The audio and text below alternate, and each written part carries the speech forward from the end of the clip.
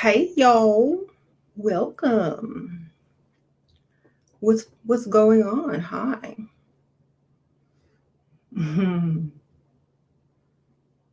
So you don't know a man is the title until you see how he acts around other women. This is the topic for today. I have so many people coming to me and saying, "Oh my goodness, my man looks at other women, he flirts with other women in front of me, he talks to other women. What do I do?" And I say, "Girl, just ignore it because you could go get another one too."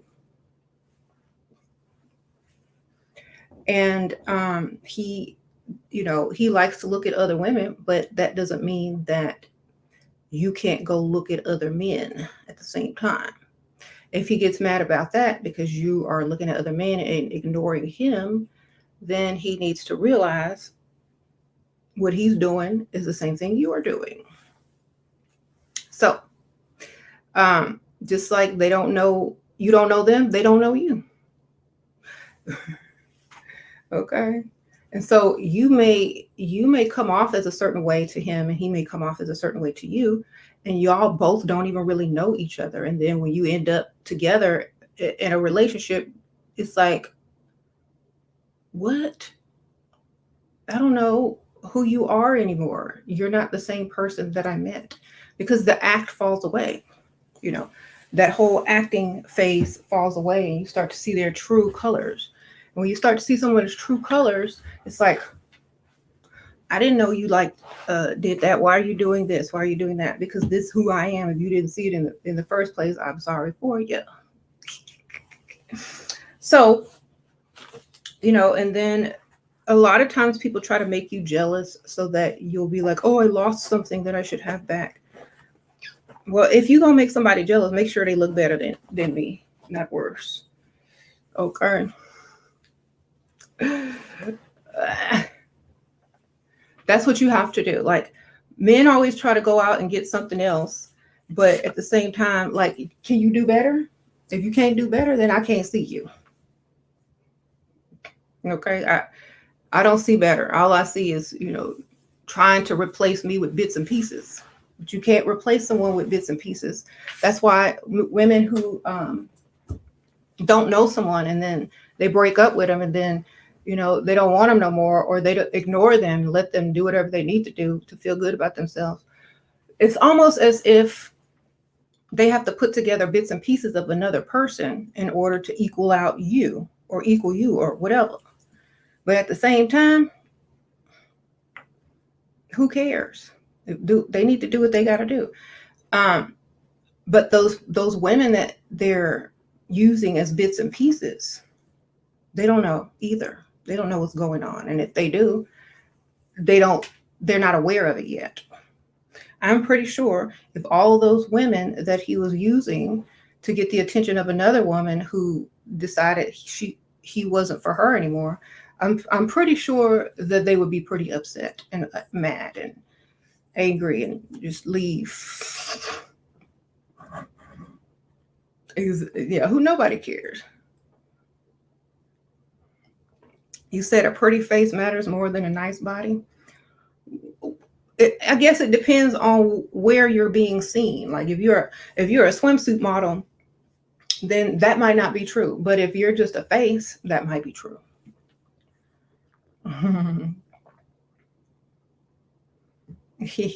Yeah. So, when a man treats other women different and you notice it, pay close attention, because they're trying to tell you something. Don't ignore it. Don't say, "Oh my goodness, why would you treat her this way and treat her this way?"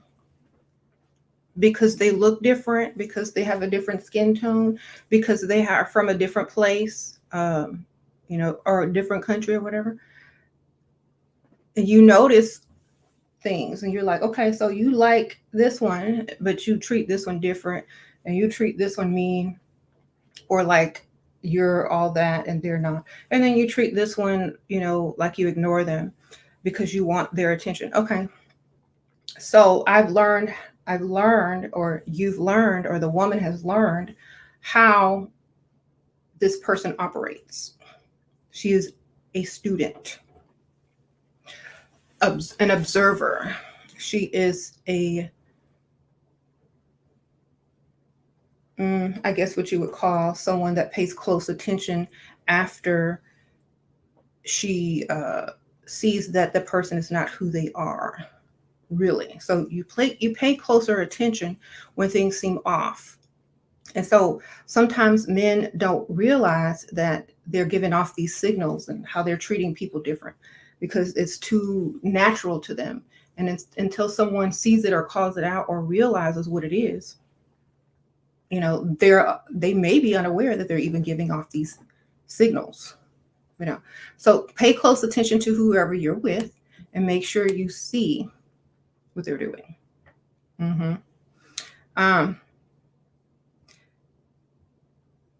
I try to sneak and listen to your husband in the car. Well, if you do that, make sure you're going to be okay with what you hear or find out, because if you're not, that might be an issue. Especially to him, because he don't know what you're going to do.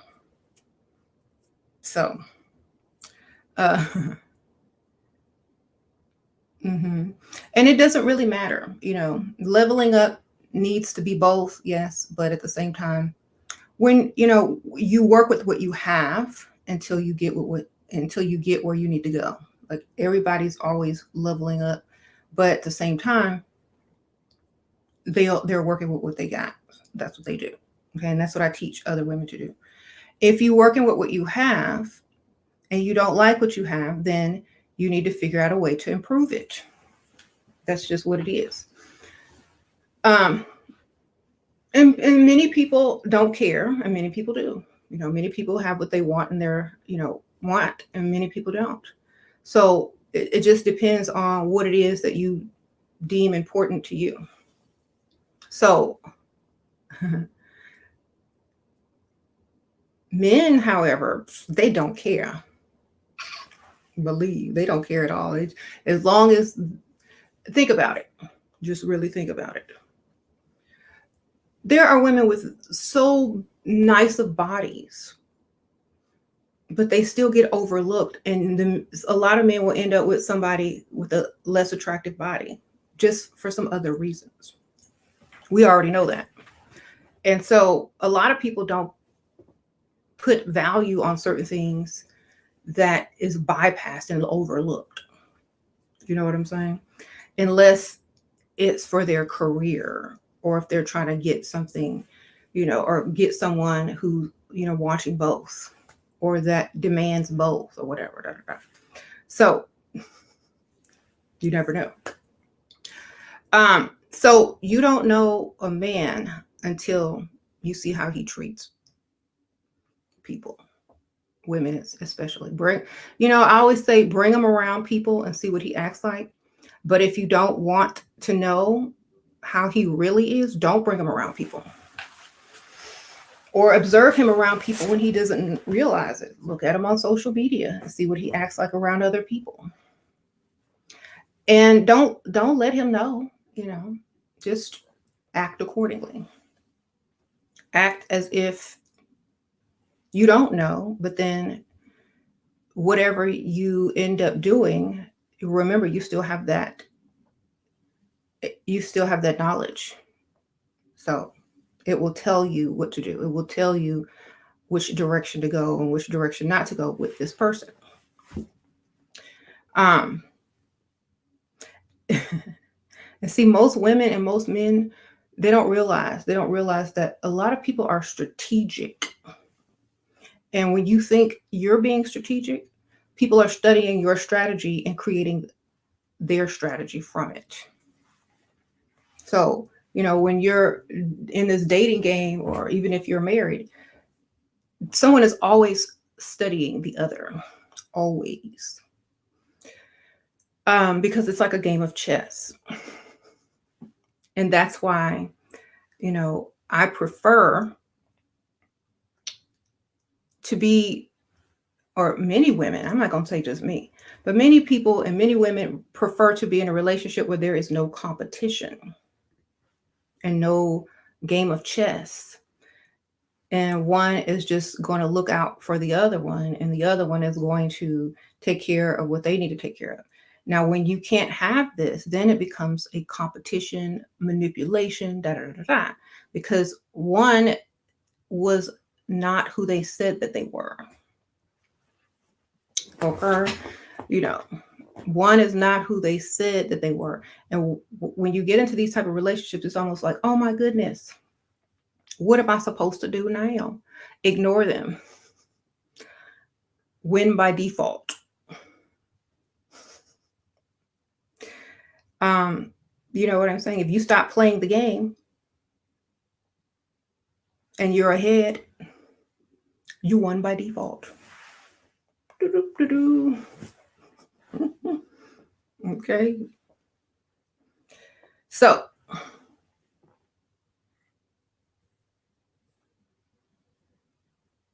you say your boyfriend want to marry you, but his family takes advantage of him. How to get him to snap out of it? um, that's a good question. You have to ignore him until he comes to that conclusion of what he needs to be for you. Otherwise, his obligation is to his family.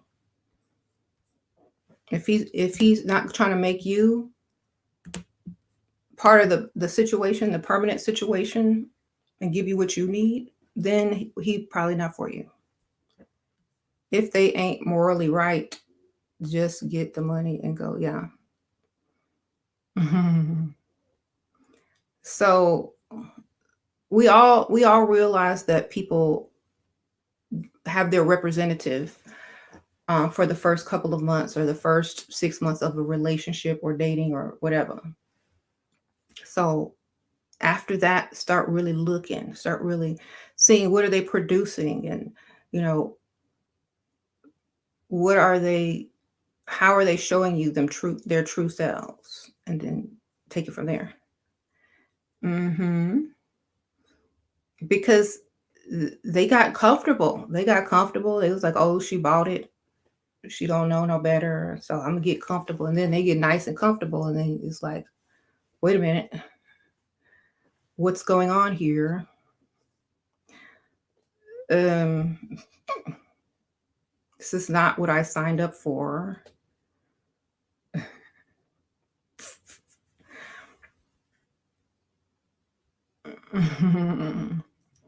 What, Shira? If a man is rude with security guard, what does it mean? What a man, Shira? If a man rude with security guard, what does that mean?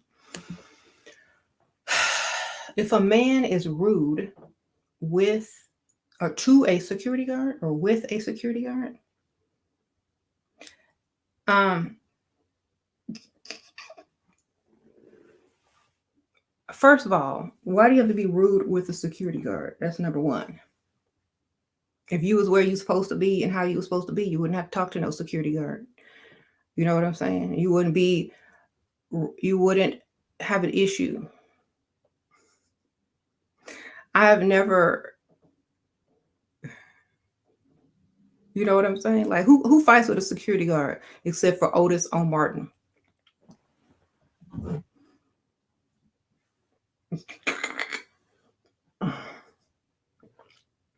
You know, most security guards are like, they don't even really want that job anyway. They wishing somebody help them get a better job. Period. Where they can actually be who they're supposed to be. Think about it. Have you ever met a security guard? Is that their career choice?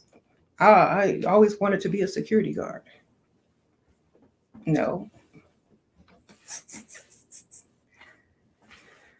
But sometimes I guess they don't have any other qualifications or they didn't create any. I don't know.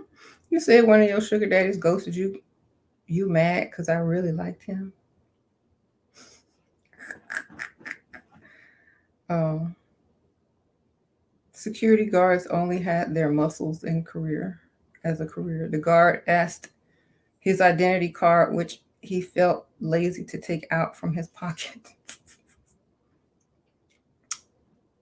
Well, I don't know why a security guard would ask you for ID, but it's still funny because, they're wannabe police officers, I guess. Okay. So, do not judge a man when you first meet them, because you can't, because you don't know them. Their true selves will come out eventually and you're going to see it. And that's why you don't really rush into something. And if you do, still keep your mind about it. Don't, you can pretend all you like, you can act all you like that you're really into them, but at the same time, keep your mind. Because at any time, keep your mind. At any time, they could turn into whoever they really are, and then it's going to be a surprise to you. Mm-hmm. Mm-hmm. So when you're like, you hate talking to men, you either feel sick or intimidated, even though I know where to start talking to men. Girl, I don't know. They should be talking to you. Sprinkle. If they ain't talking to you, then I don't know what to tell you. And when you can't talk to someone for some strange reason, when they're not talking to you, there's a reason for that. If they can't talk to you with their voice, something wrong with that. If they're just looking and expecting you to come over to them, what? No, bypass. Bypass. You said, don't most men cheat anyway? A lot of men do cheat, but at the same time, they're still obligated to another person as a priority. When you, like, I think it was Jay-Z who said it best. It's always Jay-Z who said it best. He said, he said, you dudes treat the one that you effing like the one that you loving. And I think I forgot the name of that song. Oh yeah, Bonnie and Clyde. Me and my girlfriend Jay-Z. Okay, so he says the problem is you dudes treat the one that you effing with the same respect as the one, So I don't know what to tell you.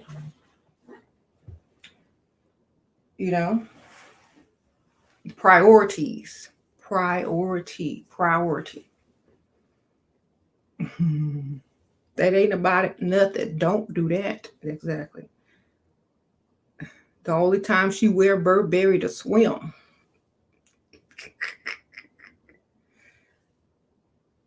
So all I need in this life is see.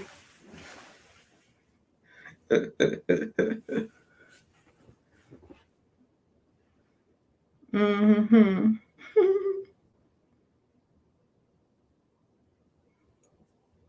But it's kind of funny because people are book smart, street smart, smart with chemistry, very observant, psychological. People, especially women, they know stuff. They can see stuff, and they'll just observe until it's time to do something about what they have observed. Mm-hmm. You said that song old, yeah, it sure is, but it's still got some information in it. Addie Walk, thank you, girl. So I feel like if you're doing something that you shouldn't be doing, especially as a man, like for example, when I was younger, let me tell y'all a secret. When I was younger, and I think I told this story before, I dated this guy, and I was so stupid and young. I was just dumb. And I did not know that he was a drug dealer. literally didn't know until somebody had to tell me, like, until I realized, until I'm like, wait, because I was so, innocent. At least I thought I was. And then I'm like, no. And I always tell women on my channel, do not date drug dealers. Don't date drug dealers.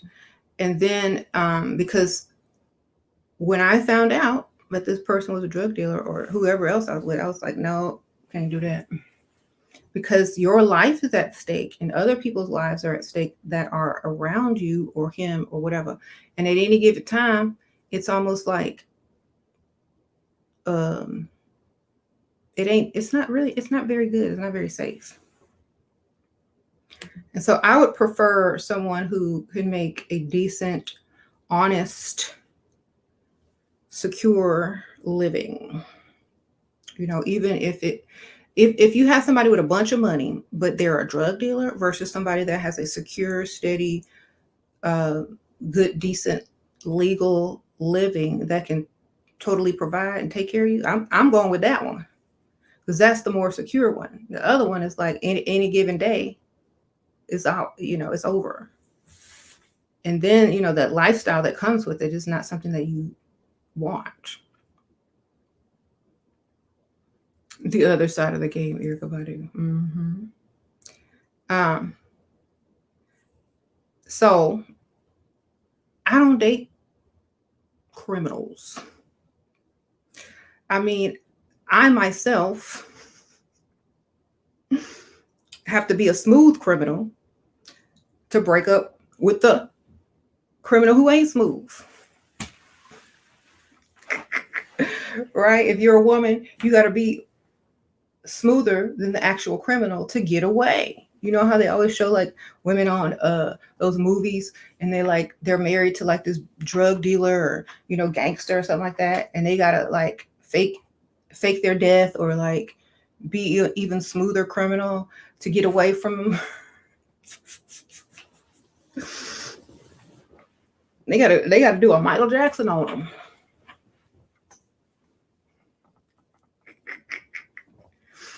And then the criminal looking around like, where'd my woman go?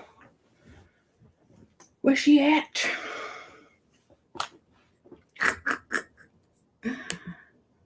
The art of seduction promotes starting arguments, pulling back to seduce. Do you suggest this in marriage?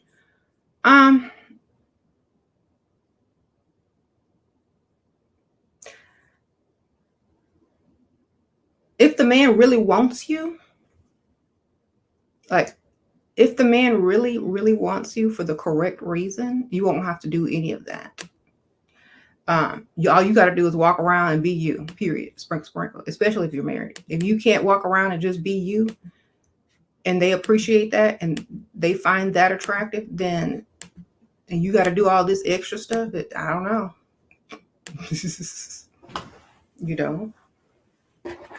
Like you need to look good, of course. A man needs to marry his type, and also he needs to treat her the correct way. And if you have to argue and do stuff like that in a marriage, usually it's a communication. When you're married, it's not about pulling back and doing it. It's basically, if you're married, you have your own life. You have everything going for you. You have your own, stuff like that. The man is just there to support you, love you, honor you, but if you're in a marriage where you have to play, argue so you can get what you want, then that man is not probably the type of man that married you for the right reason. You know what I'm saying? So then you would play the game with him. But if you're with someone who marries you because they really like you, if you get mad at them, they'll just say, I'm sorry, you're right. Whatever you say, here's your da-da-da-da. There won't be no games. And they'll already want you. You won't have to seduce them. But if you're in a relationship like that, yeah, you're going to have to do that. But still, do you really want him if you got to do all of that? Or are you just going to get somebody else who really wants you? Uh-huh. Can you give some powerful tricks to manifest a sugar daddy? Um, yeah. Let them actually to manifest a sugar daddy, like they're supposed to be manifesting you, literally. Because why would you need to manifest them? They're the ones that need you to make themselves relevant, you know. So all you got to do is look the part.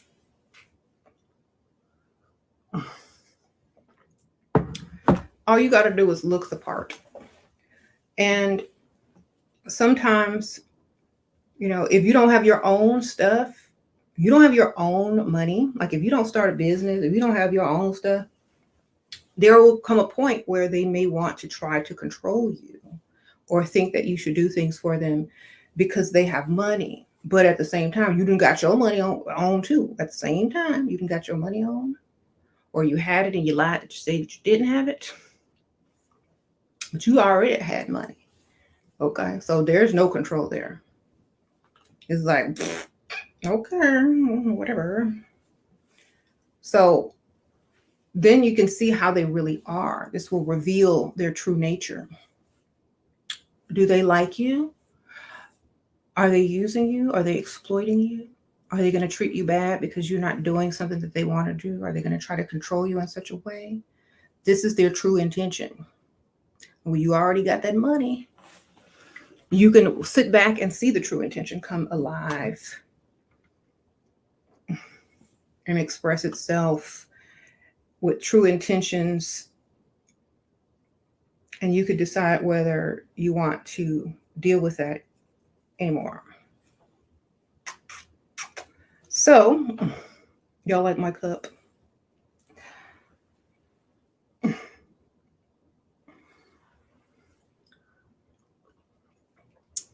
I don't know.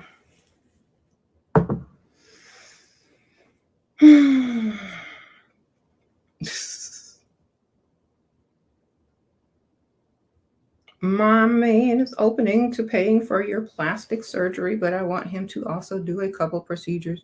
He ages poorly and look at. Oh, girl, I ain't going under nobody's knife. Look, if y'all got money, y'all be like Oprah. Sprinkle, sprinkle. Who cares? Get y'all. Honestly, if you got money, you can look however you want, and people still gonna like you. Think about it. Did Oprah run to go get her surgery? And she ain't ran nowhere yet. You said Kanye mom passed away like that? Yeah, I don't care about no surgery, guys. Look, if I want to look a certain way, I got Photoshop, or I can take my head and put it on somebody else's body if that's what it takes. I don't care enough. My life does not revolve around looking perfect. It don't.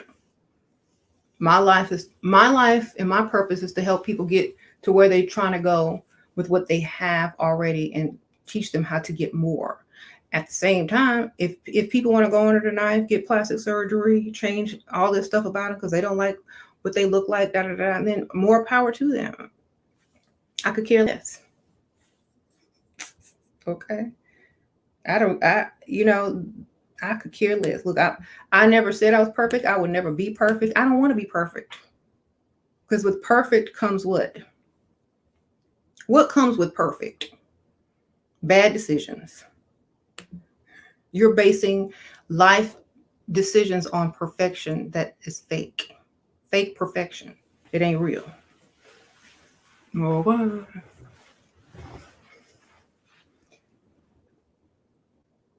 what Kendrick Lamar said, I want to see some stretch marks. Okay, yeah, perfect. I mean, you're too perfect. People expect you to be perfect all the time. Look, I'm never going to be perfect. And you're going to accept all these flaws and you're going to love it. Period. Is driving a man or boyfriend around in a car masculine? Not if it's your car that he bought you. Sprinkle, sprinkle.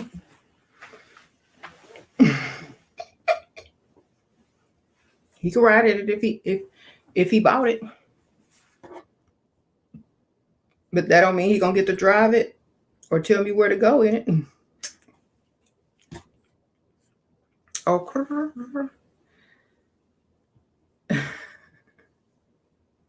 Look, he a passenger. And where we end up is up to me. You said ain't no transformer girl. Exactly. Look, I've seen so many channels based on plastic surgery and stuff. And I've seen the recovery and I've seen the time off. I've seen people go through depression. I'm like, you know what? I look good the way I need to look. If you don't like it, don't look at it. I'm not getting ready to risk my life, risk my money, risk all of this stuff just so I can look halfway decent to what I had in my mind, to what I was going to look like after the surgery anyway. Because most people that get surgery, the results aren't what they had in their mind in the first place. It ain't. It's like, dang, I got to get that done next. And it keeps going and keeps going until you done had everything done and you still don't feel like it's enough. And then that's when you start going overboard. And then eventually you'll become addicted to it. So I'd rather just keep the original self and let people figure out how they gonna like that. That's easier. Mm-hmm. Your ex invited you to his best friend wedding. Hold on. Should you go or would that look bad on me? Girl, the only reason you should go is to eat the free food and then leave with a duffel bag. I mean, with a doggy bag. Okay, sprinkle. Get you some free food. And don't even let them know you came. Just be in and out and get your free food and be out.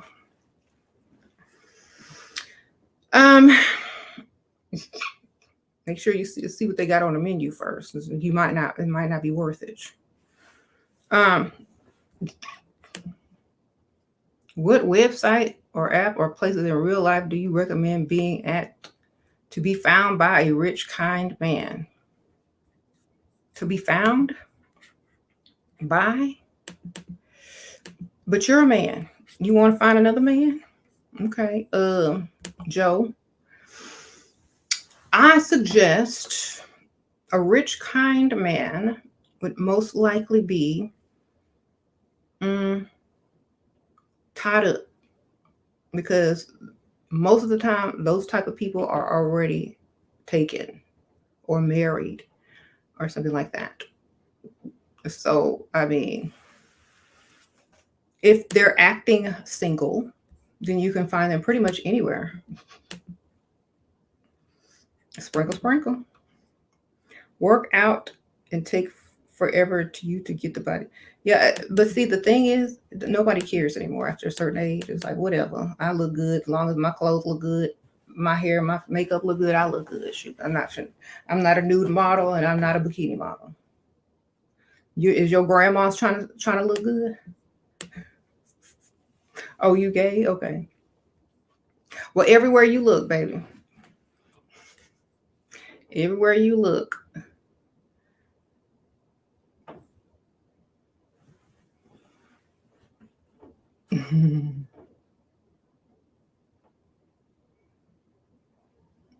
If they respond to you, then you know you got something.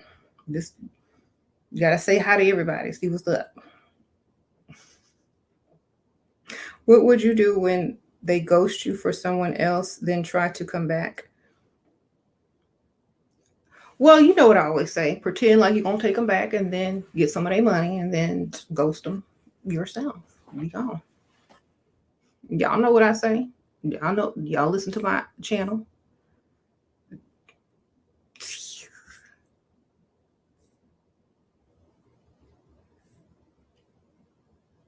You're like, oh, yeah. Yeah, sure. Meet me at the mall. Mm-hmm. Thanks for the gifts. Bye. I'll call you never. Bye.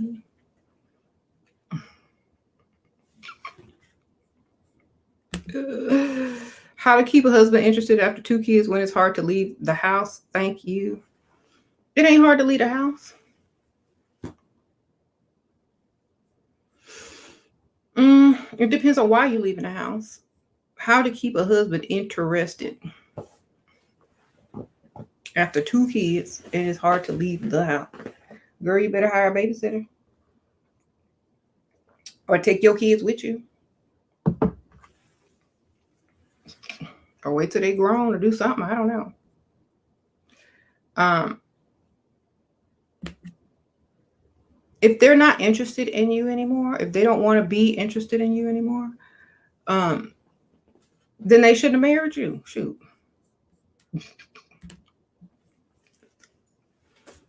Tell them, I would be like, well, that marriage license is interested. I don't know.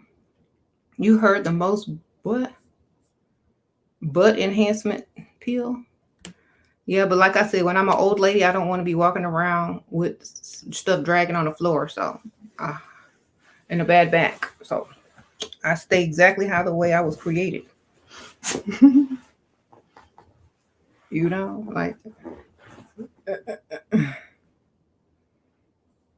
not everybody needs to look like everybody else. Like that's just how it is. Like to me, when people get all these different surgeries to enhance things and to do that, it's wonderful.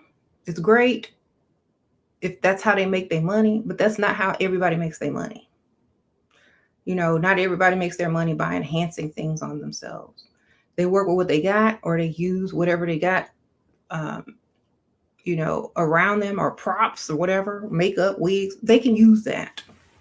But if you gotta go do all that extra stuff, then when you end up having a baby, it ain't gonna come out looking like that. It's gonna come out looking way different. I've seen people that have had children and they didn't have so much surgery and changed everything that they look like, that the kid don't even look like it's theirs. They'd be like, what? Who kid is this? That ain't mine. The daddy be all suspicious. That's what I used to look like before I had all this surgery and whatnot. So, I mean, think about the Kardashians. Remember what they all used to look like? Okay. That's going to come out in them genes. It's going to come out. You're going to be like, your mom and your dad do not have that feature or that nose. I think we need a DNA test. Just look at them old pictures. You find the old picture? Okay, there you go. There go your answer.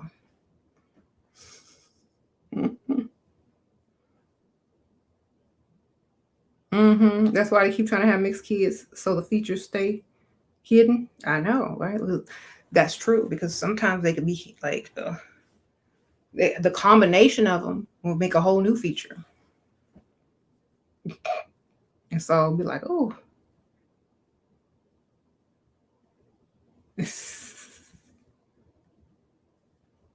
Maybe he'll have a booty because my husband is this. Or maybe, I don't have to get that surgery.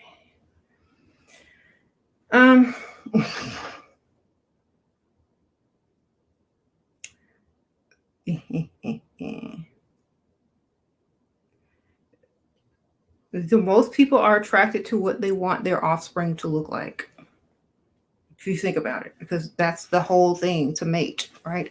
So if you see your man looking at somebody that don't look like a you, then you already know he ain't with you for the right reason. He's like, okay, I'm looking at this chick, but I'm with you. Why he with you? Because he keep looking over here. He keeps looking over there. So obviously he wants to mate with someone that looks like this or whatnot, right? So I keep looking over here because I want to mate with somebody that looks like this, but at the same time, I got to do this, and at the same time, I have to do that. Just pay close attention. Play Pay close attention. How does he treat the waitress? How does he treat the receptionist? How does he treat the cashier? How does he treat this person, in your presence, or when you're not around, if you just, notice it on social media or whatever? How does he treat these people?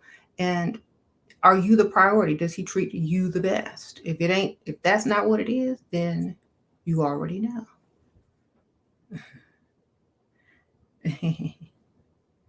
Would you just ignore a man if, hold on, he is over enthusiastic around other women, or would start flirting with a? Would I ignore them? It depends on who they are. If I've witnessed a lot of people do this, different men, throughout my life. Like, I've noticed men treat certain women different, even if they're not quote unquote what I would call attractive. If they just have a certain type of feature, they get treated different. And so I'm like, you just this way, you're this way. And so I know that. So I know your weakness and I know your strengths. Like, I gather information. I gather strategy. I don't get mad. I get knowledge. Okay.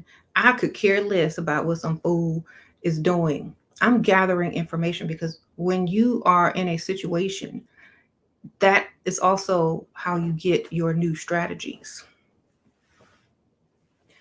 So the entire time that you're observing someone, they have to feel like you're actually, experiencing the experience that they're trying to give you. But at the same time, you're observing them. And when you observe them from an organic observation, I'm just going to say that, from the organic observation that you are given, it speaks way more than what other people can say, or what's on the surface, or what is being said by other people and yourself. Because sometimes it's what's in your mind and not what's coming out of your mouth.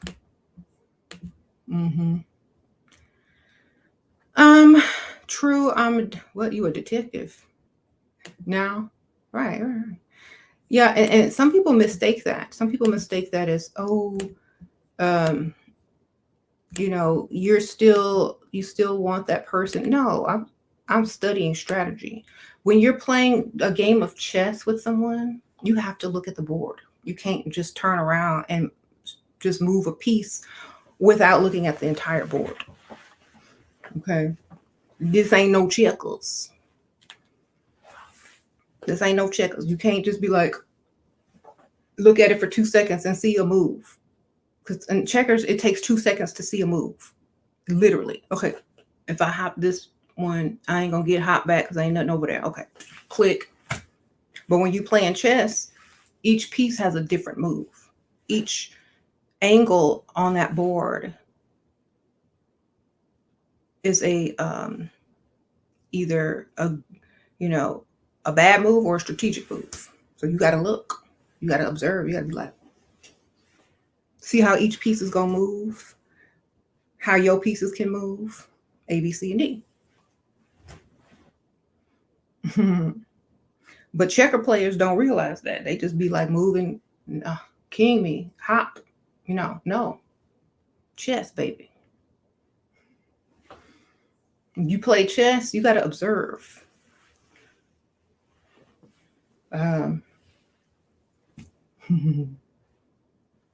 What is the worst thing I can do to a cheating ex that he suffers all his life for cheating on you?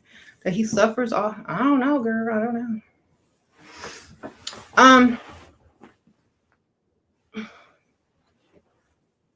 I don't think an ex who cheats deserves to suffer unless they are suffering on their own by a mistake that they made. Because if they were who they said that they were, they wouldn't really be suffering. It's their mistake for doing whatever they chose to do. So it's not your fault if they suffer. But if you want to cause them to suffer, and they're not suffering already for losing you, or being in a relationship with someone that they took for granted, then I don't know. Sprinkle, sprinkle. That's all I'm saying. Like, if you have to put the punishment on,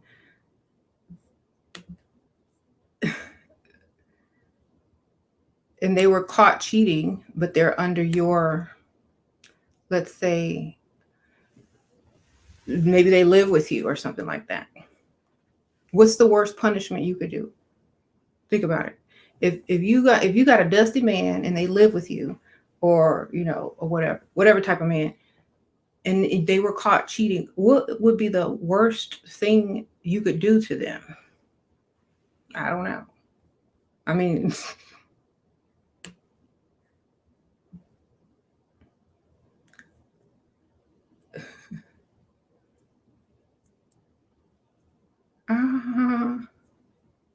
the best revenge is find someone with more money. Yeah. Let them stay home while you go out and date. Oops. Oh no, where were you? I was doing my thing at work. How come you didn't call? I was busy, baby. A Dusty think he can have me.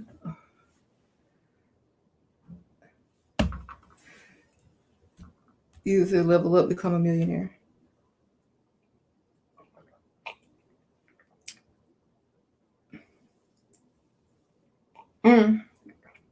I don't. You know what? A millionaire.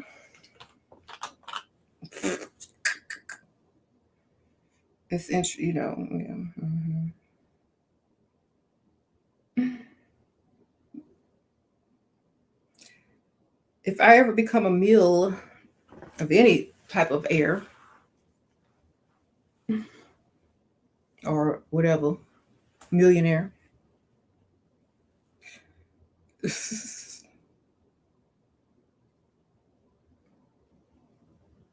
I wouldn't tell nobody.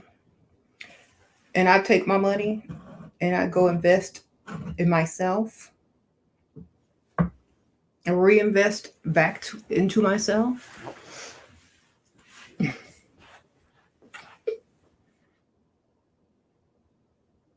Until I no longer have to worry about money. Okay.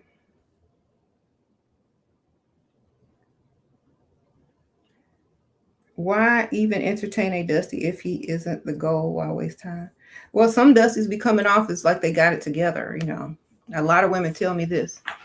Oh, I thought he was I thought he was different, but he ended up being a Dusty. And you kind of realize this on when you were talking to him one time and you said the word Dusty, and they reacted a certain type of way. You was like, but you really didn't pay too close of attention at that point. But you should have.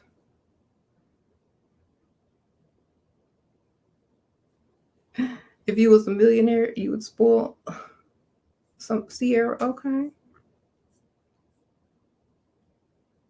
Okay, so also look at the person's mother, how they act around their family, their sisters, their brothers, their cousins, and whatnot. Who do they try to impress the most when a bunch of different people are around? Because that will tell you a lot about a person. Period. If you go into a party or something, or a networking event, and there's all different types of people there, who is your man, your husband, your boyfriend, your girlfriend, whoever? Who are they trying to impress the most?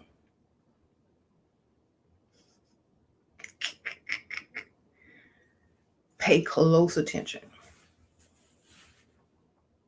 You said you?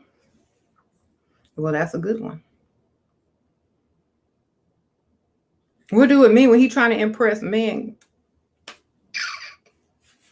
It's one to two things, and you already know what those things are. You said you and his dad, you and his father. What does it tell you? It tells you that where their priorities are. And also, do they introduce you to these people at the same time? And are these people, and how do these people treat you in return? You know what I'm saying? Like, just pay close attention. You gotta, after you work a room, take mental notes. If they don't talk you up in front of other people, if they're not proud of you, if they're not like, hey, this is the, notice this. Like,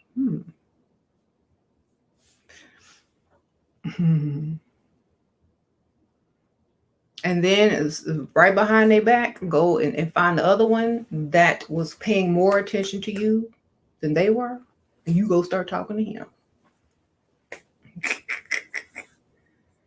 And sprinkle, sprinkle. If that's what you want to do. Now,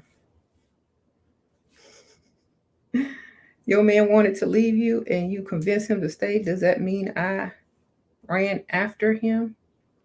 No, it means he probably ain't got nowhere to go. Or he don't want to leave right now. Maybe what he really want is something different than what he been doing. You don't know. Some people cry out for help in different ways.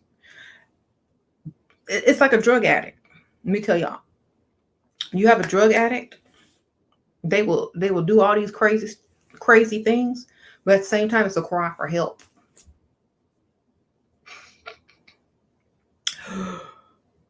They'll do all these crazy things, illegal things, and then what they really want you to do is discipline them.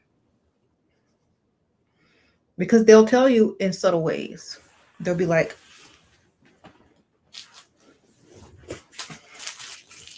and if they're not saying that, and people are misreading the symbols, perhaps people just need to sit down and have a conversation and talk. Because sometimes the signals or the underlying things that are coming through with actions, body language, it could tell you a lot, but you may interpret it a different way. So who knows? You better open that mouth and start to talking. Otherwise, all I see is you begging for somebody to do the right thing. What do you think about men with a high temper? High temper. Insecurity.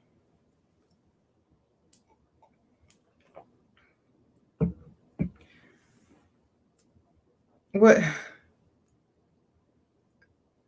jokes are sometimes how they feel. This title is so accurate.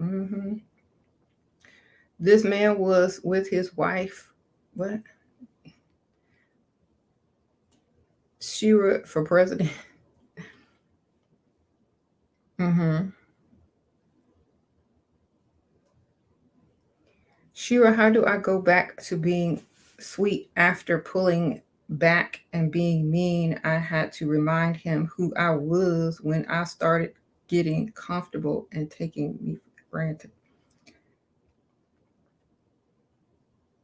How you go back to being sweet after pulling back and being mean? I had to remind him who I was when he started getting comfortable and talking to me, or taking you for granted. Okay.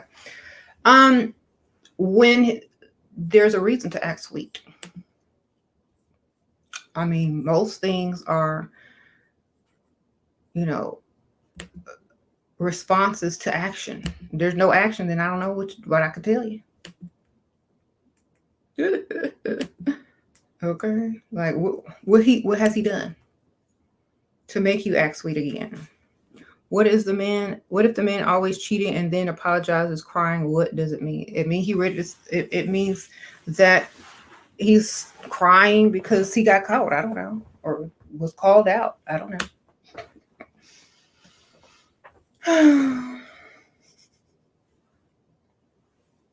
To me, tears of a man don't work. Like if you sitting there crying, either A, it's fake, or B, I don't care. And it's a turn off. I need to see some action, some change, some real change. Tears, I can cry, anybody can cry. I need to see some change.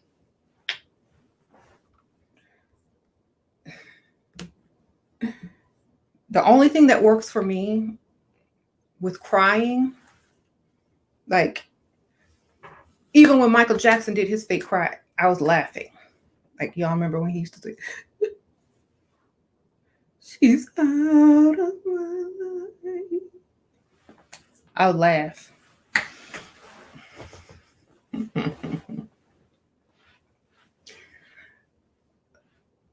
I said, I don't think that was real.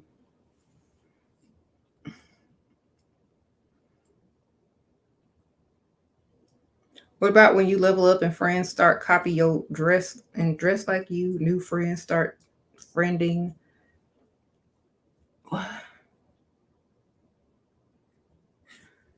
New friends start. Girl, I just change up my style so much they can't keep up, baby. Sprinkle, sprinkle. They're gonna be wearing last year's outfit, then I'm gonna have a whole new outfit. Cause they gonna be dressing like I was dressed years ago. Couple of months ago, but they ain't gonna have what I got on today.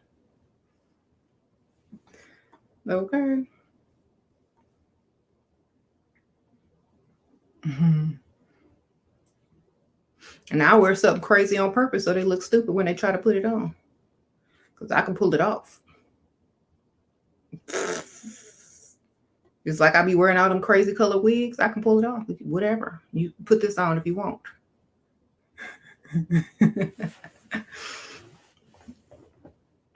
You said you learned a lot. Okay, put it on if you want. Yeah, us Pisces love to change. That's right. Look here. I'm gonna wear some Erykah Badu looking stuff, and you gonna have that on next week, and I'm gonna be totally bougie. Why you doing that? Last week's look, I'm gonna be on to the next.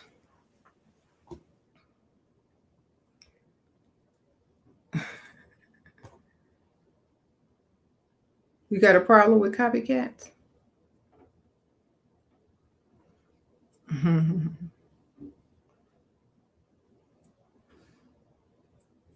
When I see people copying me, I just laugh because it's like, y'all know my child, my daughter, Sasha. We kind of look alike, and she could copy me, but she doesn't. She wants to be her own person, even though we share the same DNA, look very similar. She wants to be her own person for some strange reason.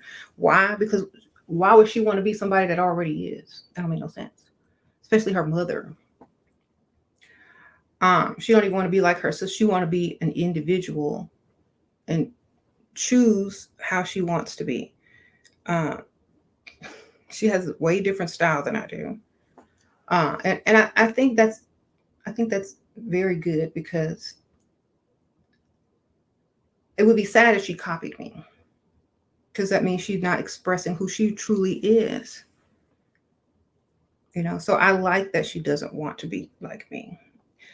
Sometimes we play and do silly things, but then she says, I'm cringy. I guess that's the type of word that the kids are using now. She said, Mom, that's cringy.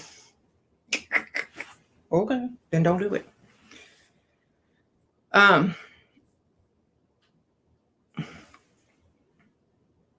Also, like if you have kids with somebody and they treat your kids, you got a bunch of kids or a few kids, or they got step kids or kids from previous marriages or whatever. However they treat them kids, pay attention to as well. Some kids. That'll tell you a lot about them too. Now, if they don't say anything to them children, if they don't put the children in their rightful place or teach them or discipline them, you got to ask yourself, why? Are you supposed to be the daddy? Why the mom got to do all the work? You know? So tell me the names. What? Oh, the names in green are members. And thank y'all, everybody who became members. The members, your son says cringy too. The members get certain videos that, you know, that YouTube doesn't get. You two are like Blue and Beyonce, Teresa said. Yeah, but you could tell they're still very different. And it's so strange. We are like that because like my daughter writes raps and stories. She's got talent.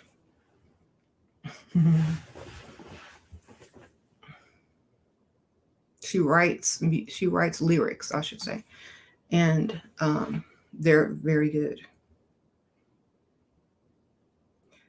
Mm-hmm.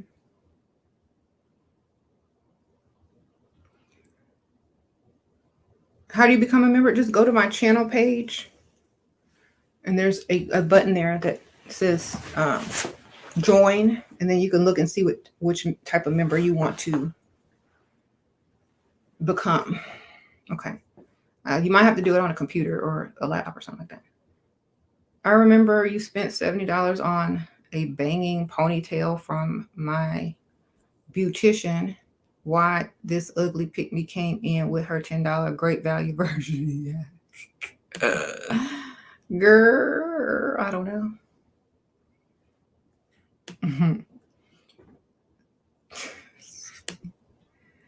Take one of his favorite sneakers, only one, and pretend you don't have it when he asks until you get your dress back. What? Our drag queen.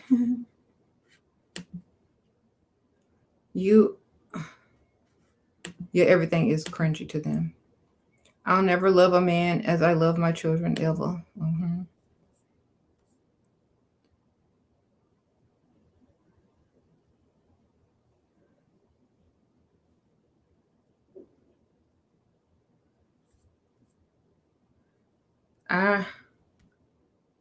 Let me read this one.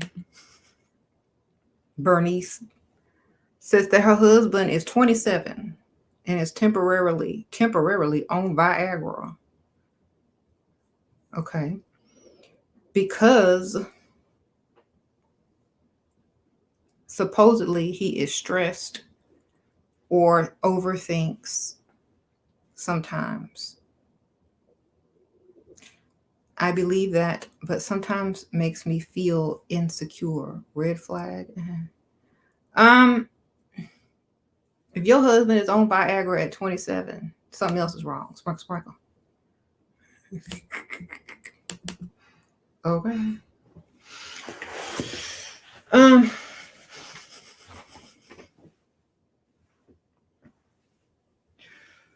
Perhaps he's not attracted to you.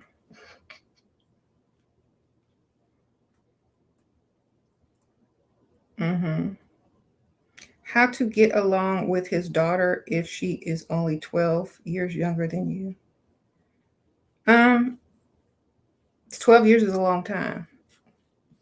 I'm sure you've learned a lot in 12 years that she hasn't. And if not, I don't know what to tell you.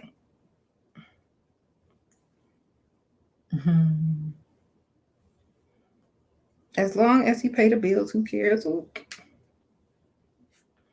What? Sure, while dating a man and acting sweet and nice, what if I catch feelings for him? How to keep my heart on check? If you catch feelings for someone, and they haven't treated you the best, just think about how they didn't treat you the best, and those feelings will dissipate.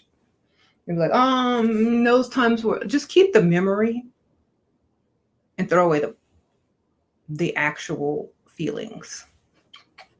And keep the memory, like drifting on a memory.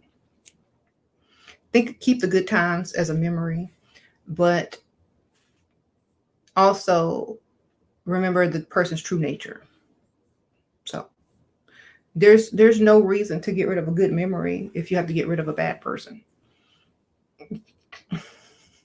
That's how I look at it. I'm like, okay, I'll remember the good times, but the reason why people aren't together anymore is because of the bad times. But I will never forget the good times, because if it's a highlight or if it's something that you like to remember, then why should you not remember that?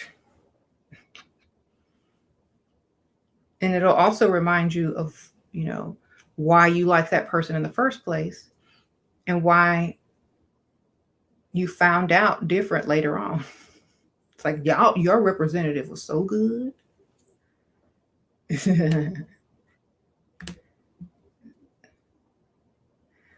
Mm-hmm. You said sleep with dogs, you catch fleas. Not if you got on a flea collar. Sprinkle, sprinkle.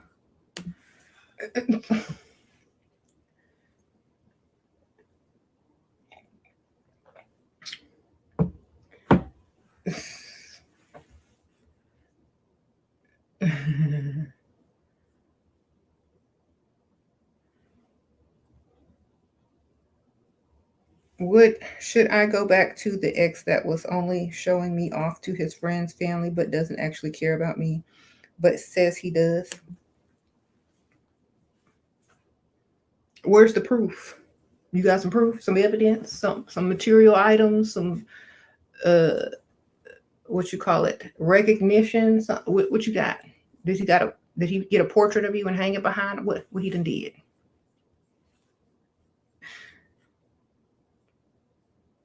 Like some people need a grand gesture, like especially if they messed up or something like that. You need a grand, and if you can't do a grand gesture, then what's the point? Like if you can do a grand gesture for yourself, then if somebody who claims to want to be with you can't do it, then what's the point? You don't need them. I did a grand gesture for myself. I took it downstairs. I had a portrait done of myself, and I had never done that. It's like, oh, that's too self-centered. That's too much. And I'm like, you know what? I deserve it.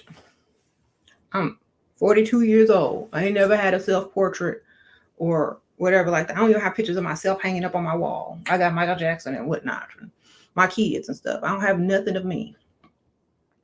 Nothing. Nothing. No pictures on the desk. No picture. It's all online. All my pictures are on what you call it, either Instagram, Facebook, or whatnot. I don't have any real just portraits of myself. I don't. I got portraits of my cat. It's just sad. Children, Michael Jackson, shoot. Drawings my kids did, but where am I? So I say, forget it. I'm finna get me one. I ordered one online. That look good too. And I hung it up in my own room. Mm-hmm. I don't know why not. I just always thought that. I saw, a lot of people that are royal or quote unquote bougie or rich, they always have a self-portrait painted of themselves. And I'm like, oh, I'll never do that. But I might go ahead and get a professional one done. I just got one of them little cutesy ones offline, but I'm gonna have one done for real.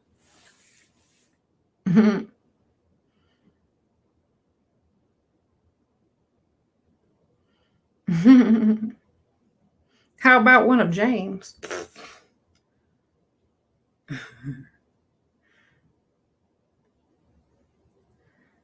I don't think he would want one, honestly. Sure, if a guy treats me very well, but I want to keep options open and don't want to catch feelings. Keep them options open, dude. Like, and my best advice for anybody in the future to not have to get into that situation or care too much about the situation and maybe only see it as a business thing, perhaps only get involved with people that you're not attracted to physically, mentally, spiritually, or get somebody that you don't even like. That might help you. And if you like them just a little bit, if they are quote unquote more of a friend, then that probably gonna work better. Hmm.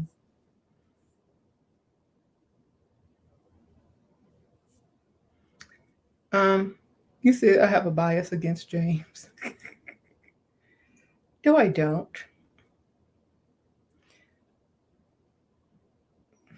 Is it out of line for a wife to ghost her husband asking for a friend? Is it out of line?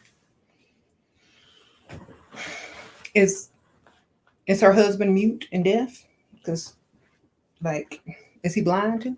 I don't know. How he gonna know if they don't communicate? Did he ghost her first? We don't know. We don't know the story. Does he speak sign language? Does she know he was deaf? Does she even think he realizes what's going on? I don't know. Like, it just depends.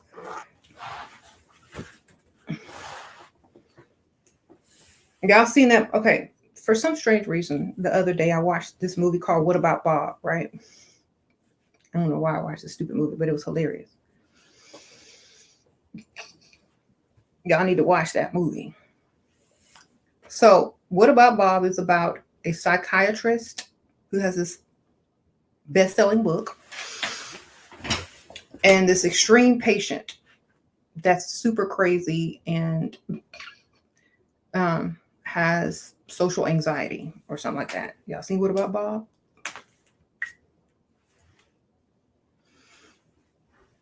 It's from the 80s or early 90s. I can't remember. Yeah, Dr. Leo Marvin. Okay. So I don't want to give away everything, but when he became a patient of Dr. Leo Marvin, he started and read his book, he started to improve. And he improved so much, so quickly. And he learned so much from Dr. Leo Marvin that he basically took his place with his family, with his neighbors, and then he married his sister. And Dr. Leo Marvin went into I don't know what you call it, a vegetative state where he couldn't talk anymore because he actually went crazy. And so he couldn't talk anymore and he was wheelchair bound. And then at the wedding of his sister, because the patient, was his name, Bob, was about to marry his sister. And when the priest said, "Is there anyone who has something to say? Speak now or forever hold their peace." That's when Dr. Leo Marvin came out of his, ability to not speak anymore. But it was too late because she was already because his sister had already got married to Bob. But the good news was that he was able to speak again and walk, and he stood up, and he was back to where his original state. So, What About Bob is a really good movie that people should watch. It's a comedy. And you have to also think, was Bob really crazy in the first place?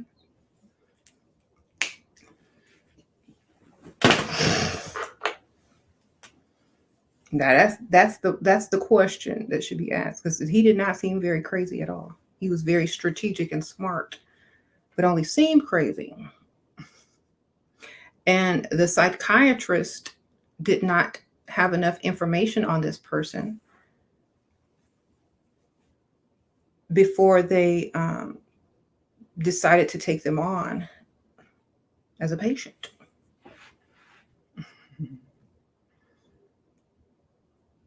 Sprinkle, sprinkle. That movie is very interesting. And then the funny thing is Bob became an author and a psychiatrist and wrote a best-selling novel about the therapy that Dr. Leo Marvin had done on him to fully free him of his fears. And since it was Dr. Marvin Leo's idea, Dr. Leo Marvin was trying to get the rights to Bob's book. But at the same time, people don't realize that they helped each other and their entire family. So,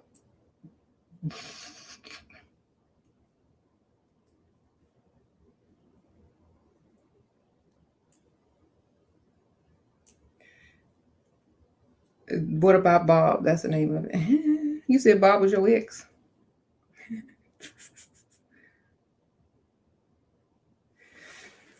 I don't think Bob was crazy anyway. I think he was playing.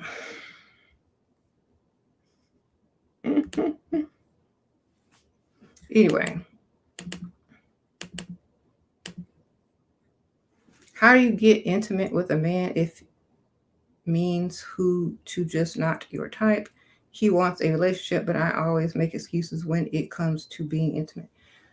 Tell him you're celibate if you don't want to do nothing with words. So I'm celibate. I can't do nothing.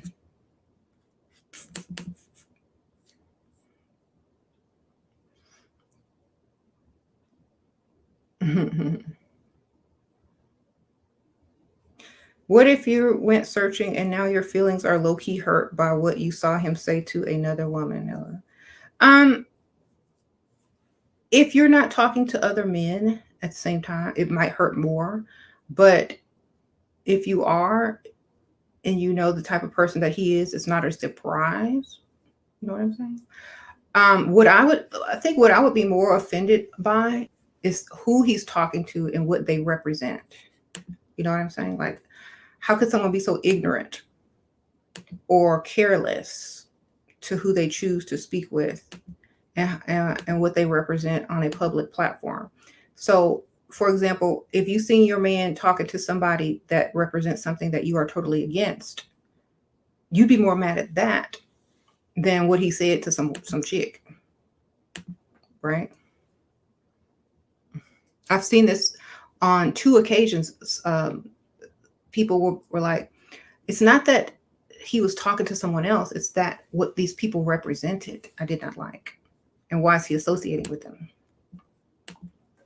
So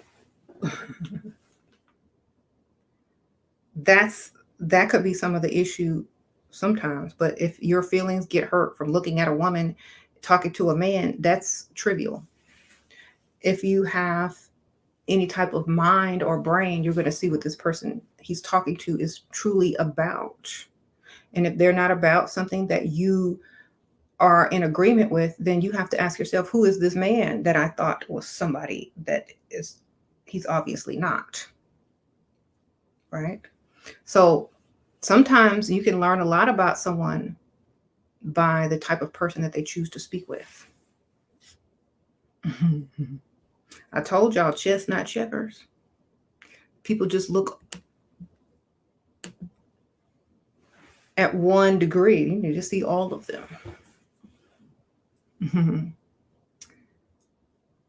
How do I get intimate with someone you are not into if he's a man of means?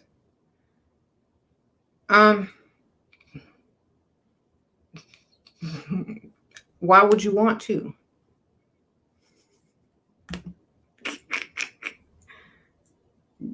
Girl, you better get drunk or something. I don't know.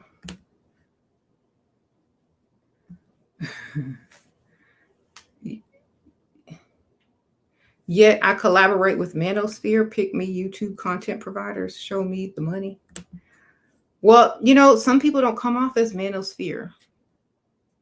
They come in disguise too. I don't know, but if I truly thought someone was manosphere, I wouldn't really deal with them. And if this is a double meaning, like if this is a code word for something else, then I I don't know what to tell you.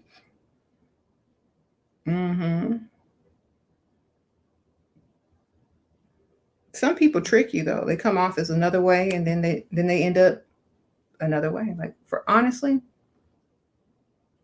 at least I'm free mentally. At least I'm free mentally. That's all that I can tell you. I would rather be free mentally, call the own shots, create this, and that, than have to work for someone else's agenda. Period. Look, I'm free. I can say what I want, do what I want. I don't care what you say. I'm gonna observe you. I'm gonna learn about you. I'm gonna see what you're doing, who you talking to, A, B, C, and D. And then I'm gonna make my decision from there. But at least I'm free to do so. At least I'm free to say what I want to say. At least I'm not controlled, manipulated under someone else's agenda. Okay, I can do whatever I want. I'm free. I don't have to speak in code. I don't have to do all this stupid stuff. I don't have to abide by any set of rules or what I'm gonna wear tomorrow or today. I'm free. Do what you gotta do.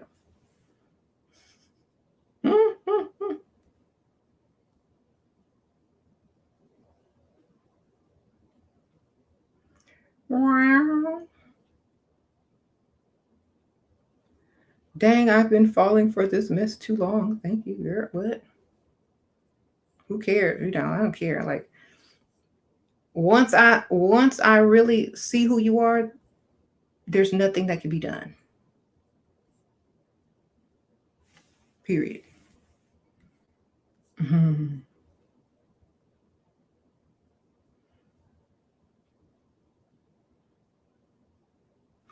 Freedom, not freedom. The capital is occupied. Freedom. Free the dumb. Okay. Not freedom, but freedom. Dumb is free.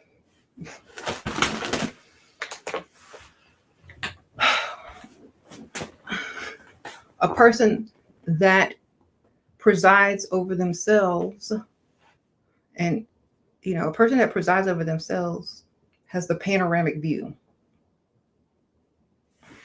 of everything that's going on beneath.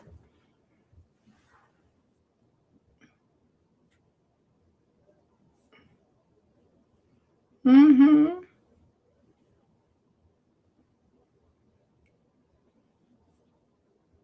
Would I start a podcast for what?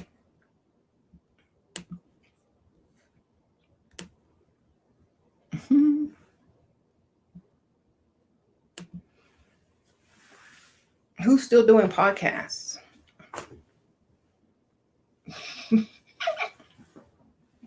I don't know who doing that. Like, look, this is one right here on YouTube. There you go.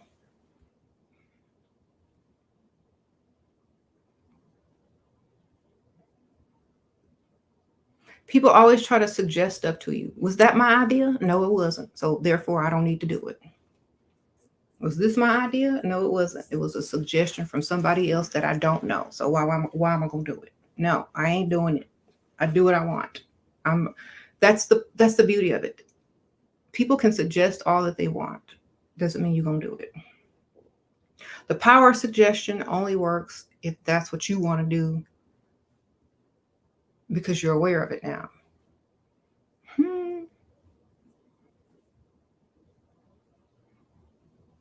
Can I get dressed up in a pantsuit and do a podcast?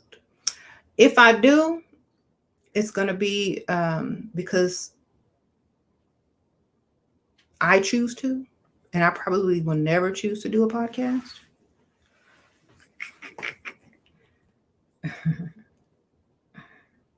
But, Well, I don't see why I should be able to do that. I don't see the point of doing a podcast.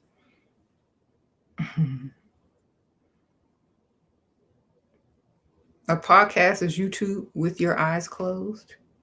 So I'm gonna be walking around blind. It don't make no sense.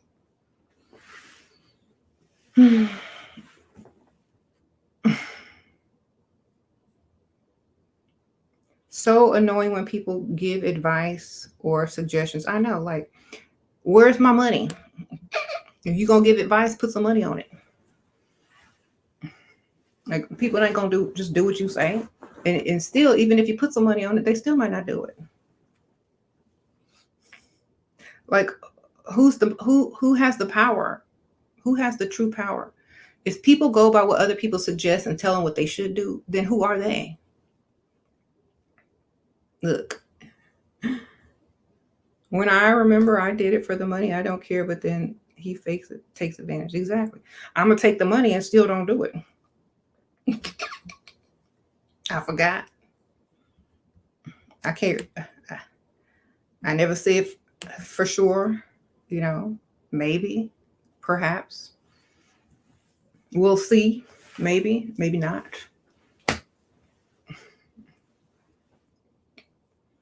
You said maybe it's a joke. Maybe it is. Maybe it's not.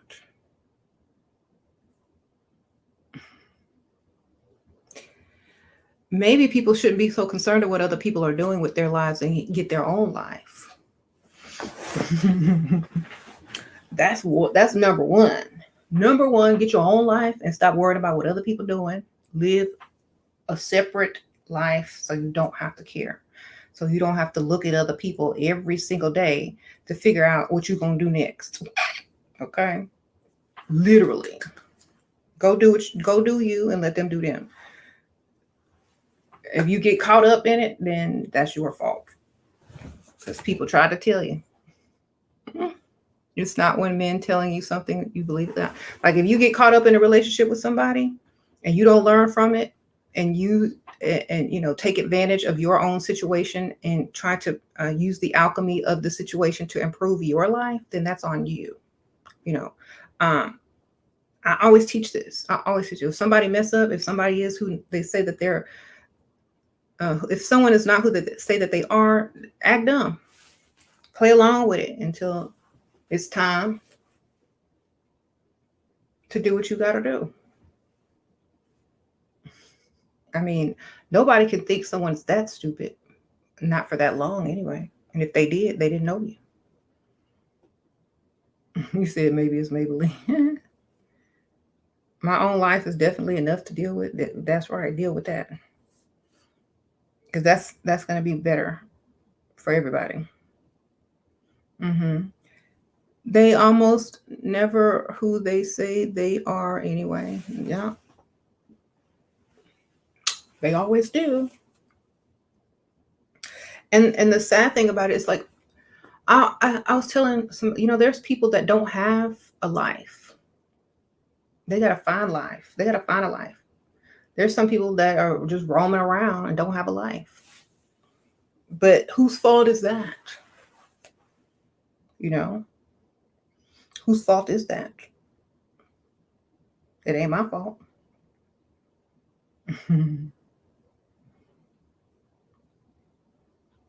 You said don't be gold diggers and you won't have this problem. Sometimes being a gold digger has nothing to do with the money. And if you learn that, you wouldn't make the same mistakes. I think Rick Ross said it best. When he said, went gold 6 times for a gold digger. First stack for the heels on my beeps feet. Okay. So Rick Ross already told you who he was and what he likes. So he's being honest, at least.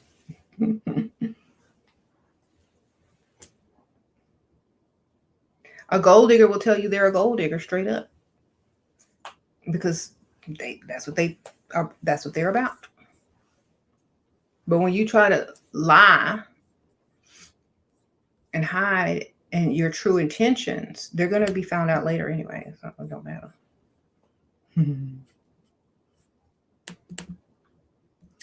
True. Look, some people say, well, I had to be that way in order to lure you in and da da da da da. Okay, well, now what? Because now what?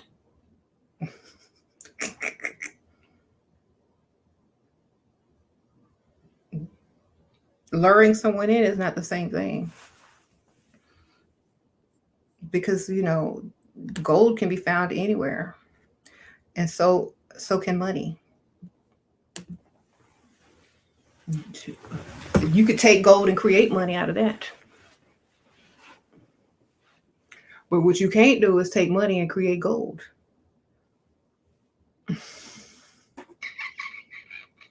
Sprinkle, sprinkle. Can't make gold out of no check. Can't make gold out of a dollar bill.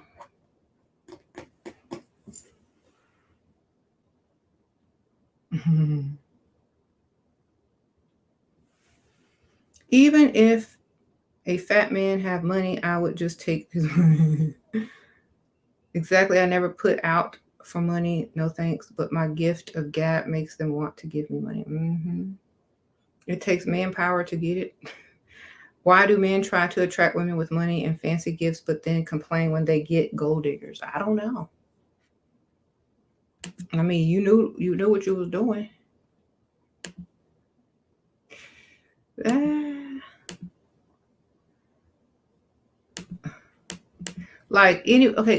Honestly, look, here's a good example. You don't think a gold digger already got some gold and some money somewhere? You think this her first time gold digging? Second time, third time? Probably not. So when you get a gold digger, you have to realize that she know how to get what she know how to get. And so a lot of people are like, oh, I'm going to teach this gold digger a lesson. I'm going to flash money in front of her. I'm going to do this and this, and then I'm going to show her. Well, guess what? Everything that you bought me, gave me, whatever, I can buy myself and even nicer. A lot of people done did that, like thinking that I'm going to miss that. I don't even like a lot of people. A lot of you guys know, but like I wouldn't even buy myself some of those things. Or, that was nice, but that's something I would buy my daughter or my sister for her birthday. Like I can buy better than that. If you a real man and you trying to impress a gold digger, do something that she can't do for herself. Okay? Otherwise, you just doing the bare minimum or the least that she could do on an average day.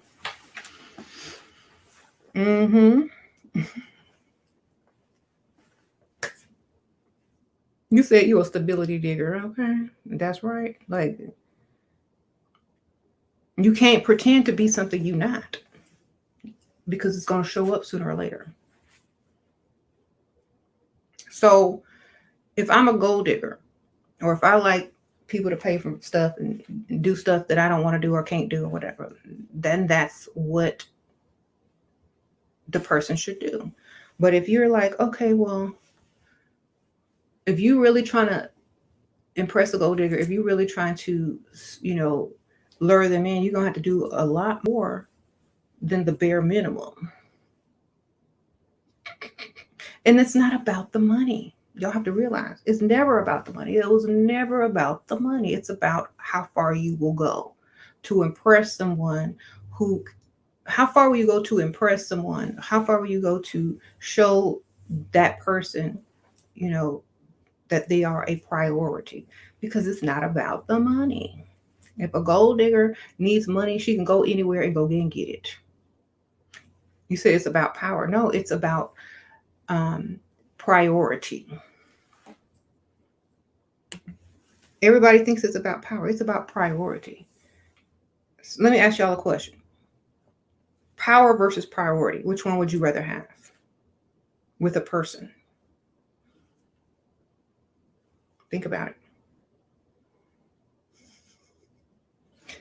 Priority means they think about you, they acknowledge you, they put you, as a priority. Power means you can tell them what to do and try to control them. There's a difference. Power is for people that don't have power already. If you got power already, then you just need the priority. That's pretty much it. Like I could care less about power. I'm already powerful.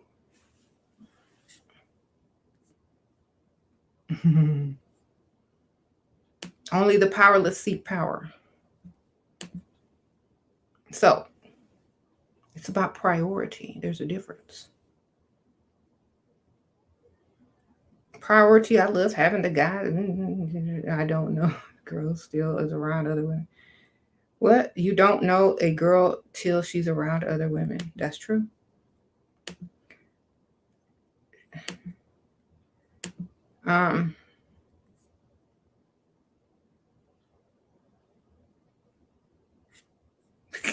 Yeah. You don't know a girl till she's around other women. Yeah. And yet you said something about 90 Day Fiance didn't show, the millionaire didn't show their wealth to the girl initially. That's true.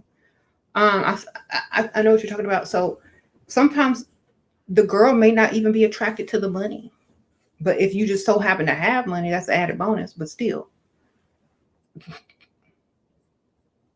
I mean, she know you got something. Dang, you just not, you're not the average person. But at the same time, if that's not what he presented to her, and that's probably not what she responded to, right?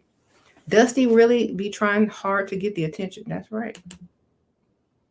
You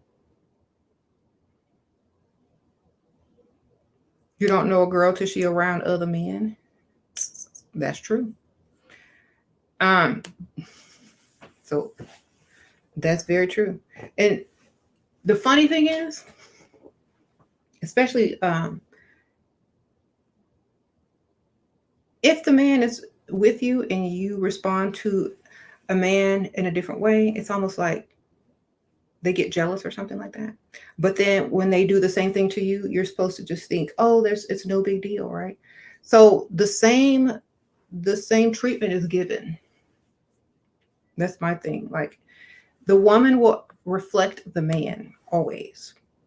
However the man treats you is how it's going to be a reflection when the woman treats the man a certain way. So for example, let's just say, for example, if you went out with your man and he was being extra flirty to a waitress or, just some random chick or his coworker or whatever, and you see that and you're like, and let's say you go out, y'all go out together and you're extra nice and flirty with the DJ so he can play your song, or to the bartender, or so you could get preference and served your drinks first or whatever. Is that the same thing? Or are you benefiting from that as well?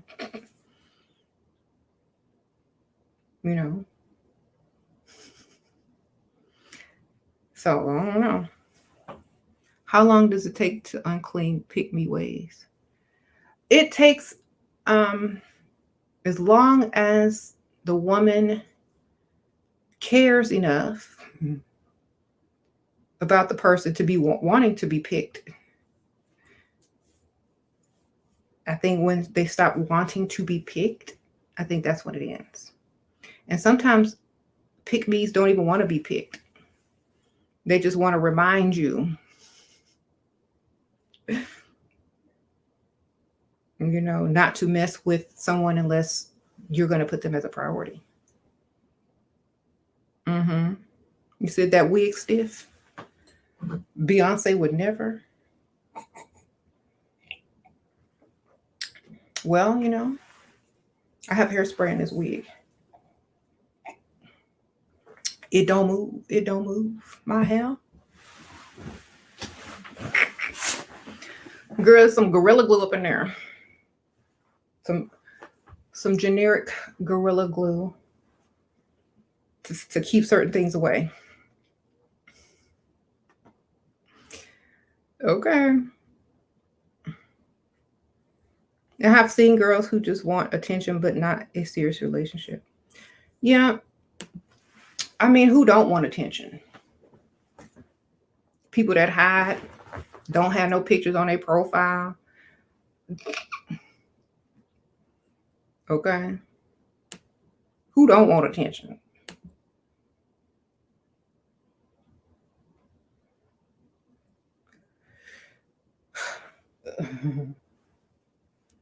People that say their own name 20 times a day. Who don't want attention?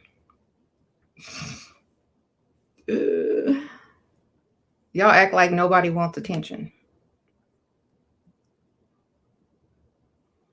So if people didn't want attention, they would just not try to involve people that were naturally attention getters. You know, like if you don't like attention, or if it's all about someone wanting attention, why would you gravitate towards someone that naturally brings attention? That doesn't make sense. Who's really about the attention? If a man likes a woman because she looks a certain way and gets attention, but then he complains that all she wants is attention, then who really want the attention? Who really need attention? Because the last time I checked, whoever the man is around, whatever woman that the man has, you know, around him, makes him more relevant or less relevant. Okay. If you don't feel relevant on your own and you have to go out and get other people, then hey, you just told on yourself. Because, you know, sure, how many close friends is too many? I don't know. Like I don't have any close friends. Should I just ghost? You could do whatever you want. I'm not even watching chat. I'm listening. Right. So, you know, when you complain about something, do you put yourself, I put myself as a priority. I do. Like, y'all know that. I put myself as a priority. So if you're going to be with someone, they need to do the same, period. Do you represent whoever you're supposed to be with in a beneficial and positive way? Yes or no? You know, is that man or that woman who they say they really are? And if so, do their actions show and prove? Yes or no? Do the people that they deal with and show favoritism towards, are they about what you're about? Do you really know who that is? Do you really know who you're dealing with? You know, and I'm not saying anything good or bad, because if people are so young and naive, or just so naive, and they don't look into who that person really is, and the same with the person don't look into who the woman really is, then they both get a surprise. And it's like, uh-oh.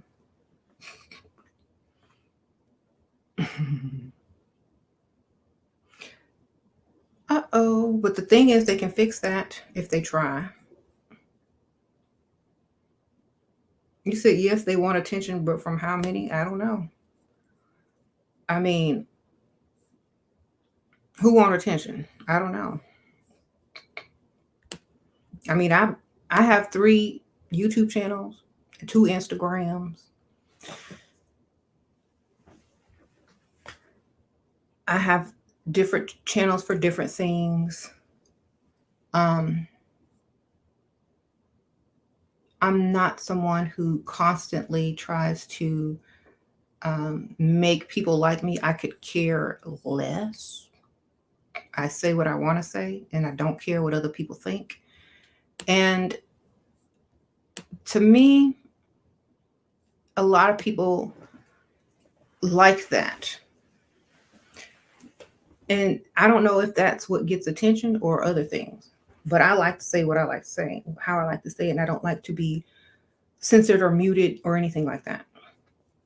Because I'm not working for someone else's agenda. I have my own agenda. So I don't have to watch what I say. I don't have to, you know, talk in different codes so that what I'm saying isn't known. I don't care. Thank you, Bonnie, for becoming a member. Sprinkle, sprinkle. I don't have to hide who I am. This is who I am. Whoever I want to be today.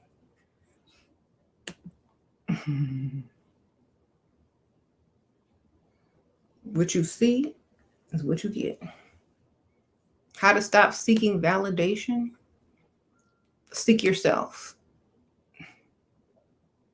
Validate yourself. I validate myself every day. Right. But you know, validate yourself on a daily basis. And when you start validating yourself, other people will validate you as well, and you won't even realize it or care that they do or not. Stop caring, stop validating, right?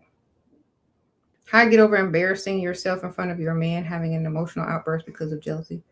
I don't think that's embarrassing. Like if you have an emotional outburst, it could just be an act.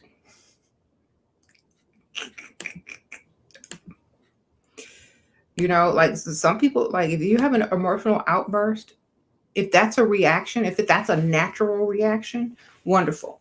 Control your emotions. But if it's a strategic action, the timing is wonderful. Make sure it's the right time. Hi, Sheer. What about men that only give you things when you complain or give you things that you didn't ask for, ignoring what you did ask for? Then they don't listen and they don't pay attention and they don't care. I don't know. You know, there was a point where I used to be okay with that. Oh, it's okay. No, now I get mad. Yes, I do. If it's like, especially James, if he's known me so long, if he don't come back with the right stuff from the grocery store or what I asked for, I'm gonna be mad. Period. Because you should have known by now. And if you don't, you should have been paying attention. And yes, I'm gonna get mad. And I got mad once or twice, and he ain't never made the mistake again. Okay, timing is everything. Look, you had 20 years to get it right. You ain't get it right. Oh well. Look, you finna get it now.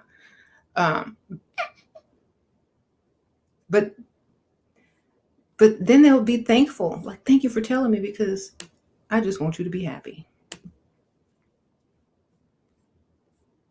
And then you don't have to yell at them no more. You don't have to be mad no more.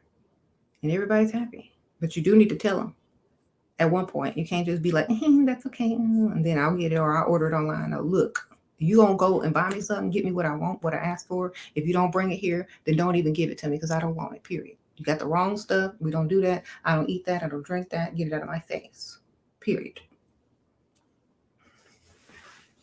You got to tell them because if you don't, they'll continue to do it. You sitting there with the wrong coffee creamer, the wrong type of whatever, and you sitting there looking at it like this food and wasting money again. I ain't finna drink that. I ain't finna eat that. You might as well take it back to the store or give it away. Put it in, or you can drink it. Yeah, I mean, when it's been a long time, you should have known by now. Isn't yelling over emotional? It's over emotional if you've only known each other for a little while. But if you've known each other for a while, it's like the Beyonce song where she said, "Who the F do you think I is?" On that sorry, oh, don't hurt yourself. Y'all know that song, "Don't Hurt Yourself." Who the F do you think I is? It's like when you get tired and you get fed up, it's like, okay. If somebody keeps calling you the wrong name, you're going to tell them the right name one day. And you're like, look, my name is A, B, C, and D. Look. It's kind of like that. When someone calls you by the wrong name, when someone mispronounces your name, when someone does something that they know you don't like, or do they even pay attention enough to know that you don't like that, you're going to say something one day. And it may not be emotional. It just may be out of, what do you call it?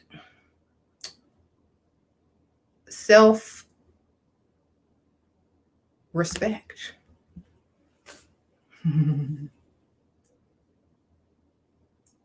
You said they're being shady. I love doing. Okay, wonderful.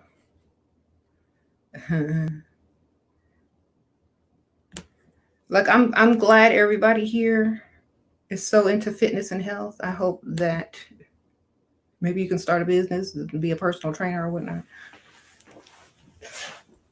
And I hope that's your purpose and your calling. This y'all so worried about people working out. What about men that only give? Okay, well, I already answered that.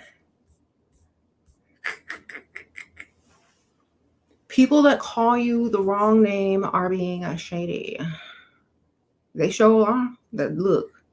Say my name when no one is around you. Remember Beyonce was saying, say my name?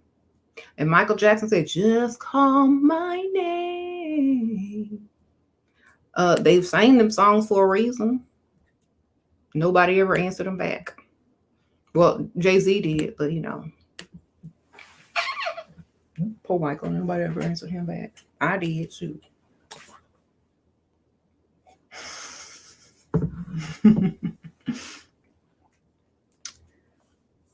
If you should ever find someone new, I know she better be good to you. 'Cause if she doesn't, oops, you're bad.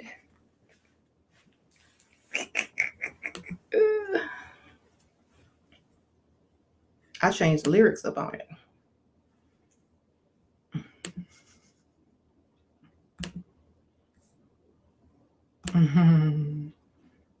No. Shira, I manifested. You did what? Your dream job? I hope it's a good job. Why didn't you ever want to own your own business? It's like a dream job. I'd rather manifest my own business. Like, what's a dream job?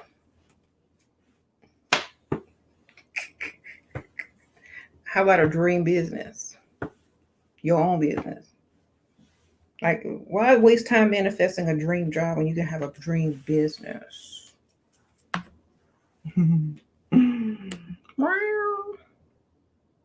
Or like the yeah. So you by just knowing me, like if y'all were strangers, y'all strangers, right? Let's see the time down. If y'all are strangers, y'all know me enough to know what I like, right? Just by watching maybe 2-3 YouTube videos, not even long, 20, but like 2 or 3. I like a couple of things by now, right?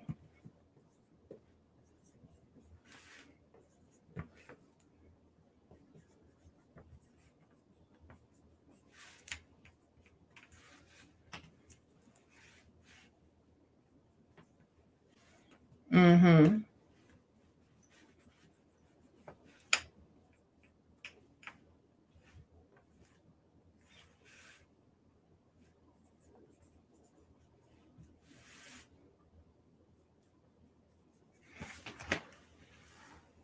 I like MJ. I like money. I like to be a priority. You know what I like what I like. Certain things that I like. If I told you, like, oh, I like that, you took a mental note. If you were trying to get my attention, these would be the things that you would have to use because they would draw me in like a magnet. If you don't know me well enough to lure me in, then I don't know what to tell you. That's all I know.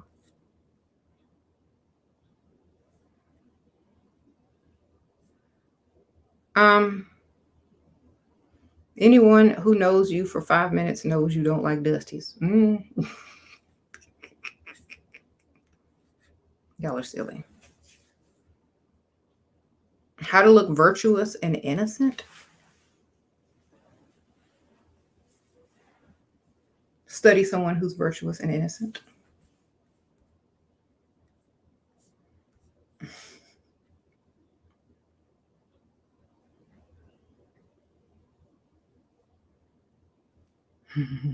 That's the best way. Don't try to act, go look. But why do you think actors have to spend time or follow someone around who actually has whatever career that they're trying to act out? Why do you think an actor has to go like learn how to do certain things before they can act in a movie? They got to have the real deal. They got to be like, okay, I don't know what it's like to be innocent and virtuous, so let me go hang around some innocent and virtuous people and see what they doing.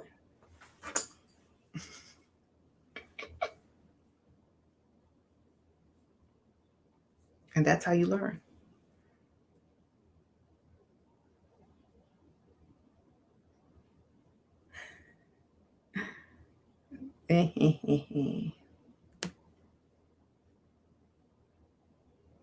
Why some rich men like simple women who don't wear makeup and dress shabby?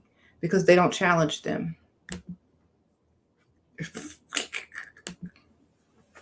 They don't seek validation, attention, a priority, any of those things. So basically, they just married a maid. Usually, those men are not insecure and they are self-validating, so they don't need a woman to create a some type of validation for them. So they already know who they are and that they're paid and that they don't have to seek attention through the woman that they choose. That's probably more old money. New money, however, they like show off. You see, that's Derek Jackson. Exactly.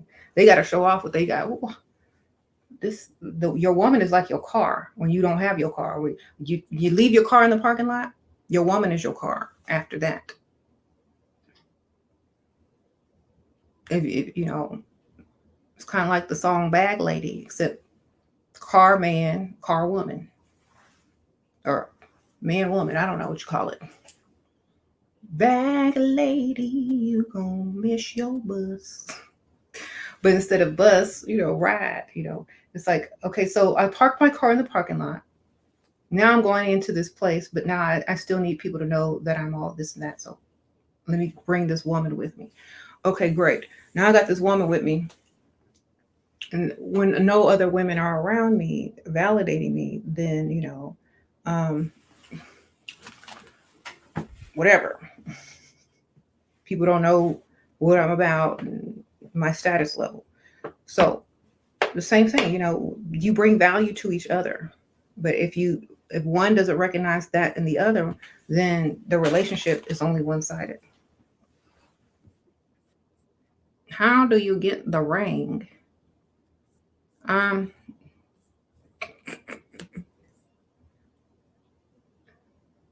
the girl she was talking about is unbothered. So you get the ring by not giving up something or not ever giving it up again. Like, I can't do that no more without this ring. And if you want it, then you know what to do. Go get that ring. If you don't want it, on to the next. So that's what I did. I don't know.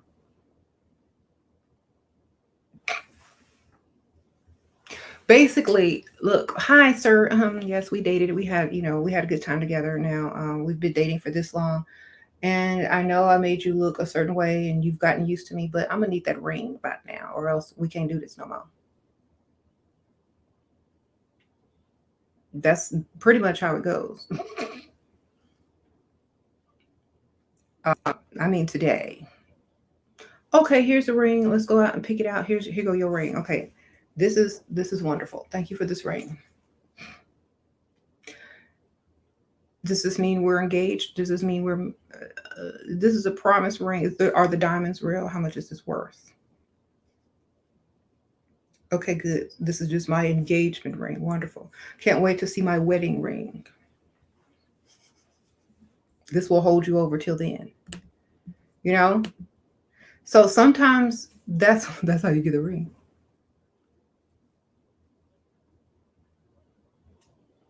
And then, You get the ring. They show up on the wedding day with another ring. So now you got 2 rings.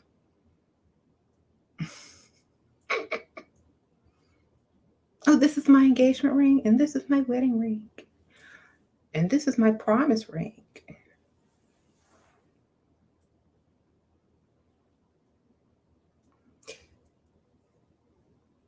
Mm-hmm.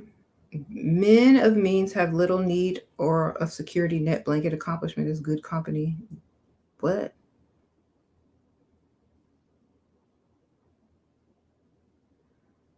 Yeah.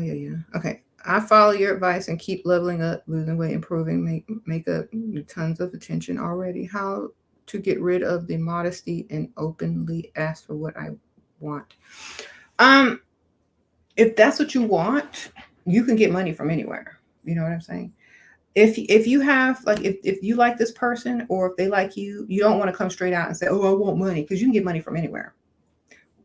If you want something from this person, like for them to want to do things for you, then you need to approach that from a different way. But if you just want the money, then of course you could just tell them that, because then that just simply means that that's how you value them. So they'll know where they stand with you. You'll know. That's why I'm saying don't ever just say, "Oh, I want some money." You have, like, if they want to give you money, it's for another reason. It's not because you want it or need it. It's because they want to take care of you. Okay. People keep thinking it's about money, money, money. And I keep trying to tell people it ain't about money. It's about priority. Think about it. If you were rich, let's say you were rich already, and your parents were rich, you could drive any car you want, you could have anything you want. What do you want the most? What do you want the most? If your parents say, "Oh, hey," or your spouse or whatever say, "Oh, hey, what? I can't make it today," or "I'm not going to be able to talk to you today. I'm super busy, but here's the credit card. Go shop." But you already have a credit card. What is that credit card gonna do for you? Nothing. Basically, you already have access to the money. So who cares about the money? It's not about the money, it's about the priority. Mm-hmm.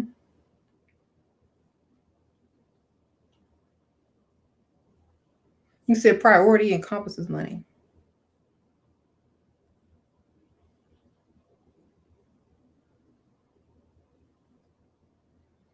So, okay, let's just say you were married. Let's say you were a polygamist and you were married to 5 wives or 3 wives or whatever. The first wife would probably be the priority, or the main wife would be the priority, right? If the second wife, the third wife, whoever the first, second, third, they will come in order as for priority. There you go. Or maybe they don't even want to be in that marriage anymore and they're just ignoring you and they found the priority somewhere else, or that relationship. Some women get married for the man control, and the man controls and don't give them nothing. Uh-huh. That doesn't mean they don't get it from somewhere else, though. Like, that's what people need to realize. See, not everything is so cut and dry. We've been conditioned, trained to look at money as to surface, right? Money is a tool to do other things with it. Like, it's a tool.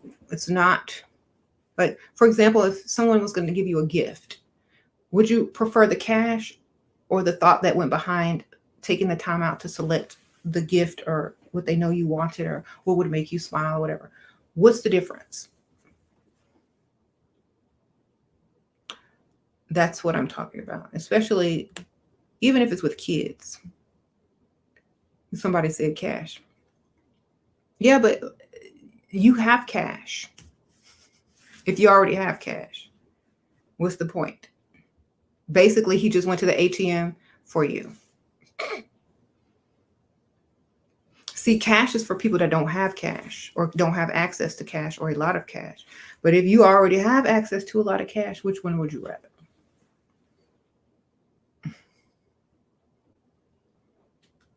Hmm.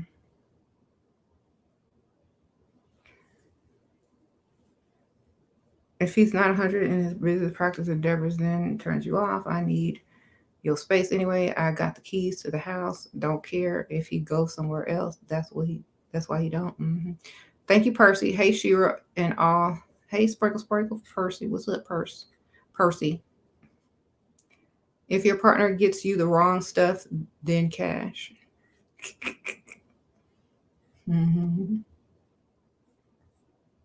True, true. Per. You trying to pay your tuition? Okay, then. I use You would use cash to expand your business. Okay. Uh-huh. He should be doing everything he can to keep you. Uh-huh. Should. He never been to the ATM. He is the ATM. That's funny. Providers will always be winners for me.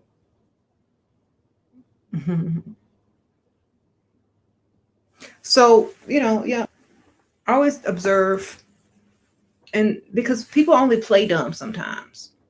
You can't play dumb forever. Sometimes you can't play dumb forever. You can't act like you don't really know what's going on. At some point, people are going to realize and call you out.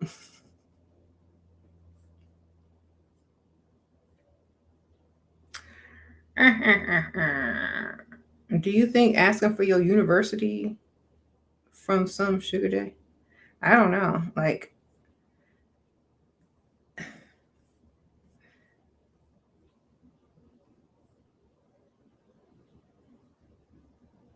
that question don't even make sense. You need to reword it. Honestly, do a better job of that.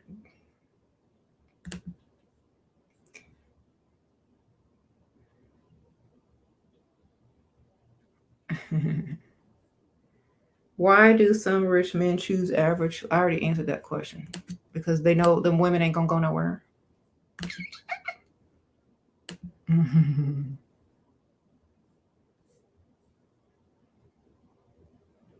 Men play dumb too. I know. I see. Do you know how many men I know play dumb? All of them, except for like one or two. But every man that I've ever met, they all play dumb.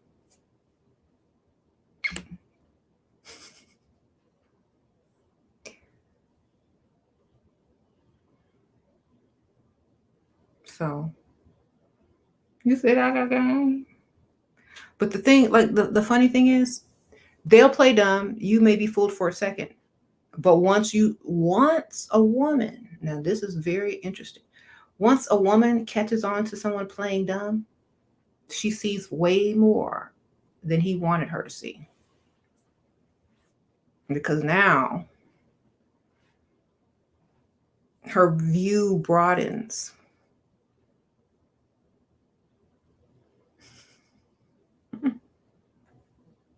All one of your collabs was acting dumb, but were actually smart. Men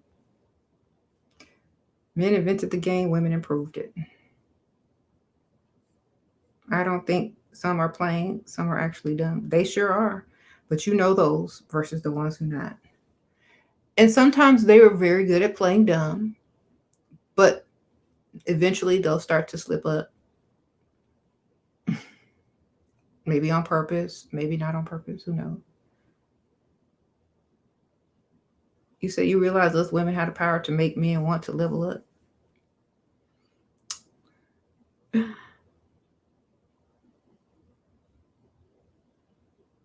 Be they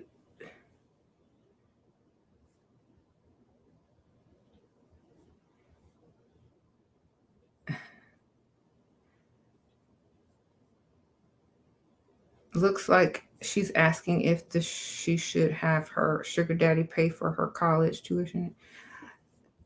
If whatever he want to do, I don't know.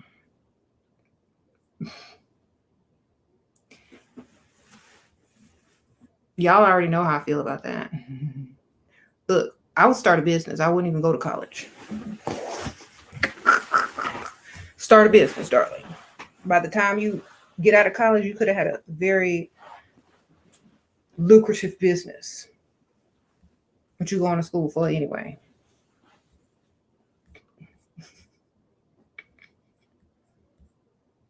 Look. How much is tuition? All this money. Okay, so I'm going to go pay all this money to an institution, into a university, into a school to sit in a classroom and get taught some crap to memorize that I can basically Google and feel like I'm accomplished after I leave out with a piece of paper with my name on it. I don't think so. Who do you think they base colleges on and universities on?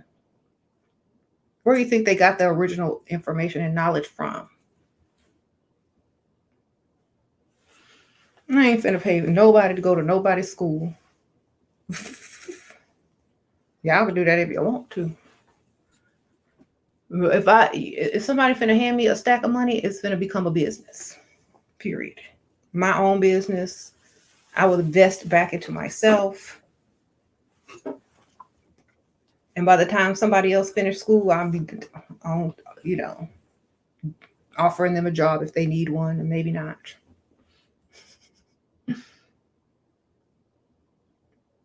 So no, I don't do all that university stuff. It's a waste of time and energy.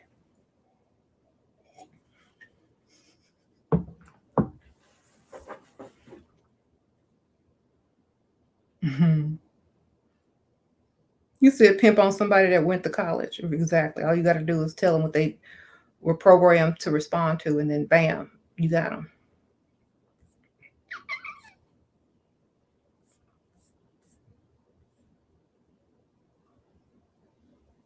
I tell folks this all the time. They get mad because they feel you have to go to school. Why you got to go to school?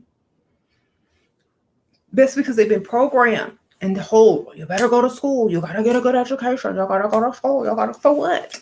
How much the teacher make? If the teacher know all of this and they broke, then what the heck do I need this school for? Excuse me, teacher, but you're broke. You're never going to make it in this world if you don't concentrate and learn this stuff. The way you sure didn't make it because you're sitting over here teaching me. So what happened to you? Look, I commend people for teaching the children the basics.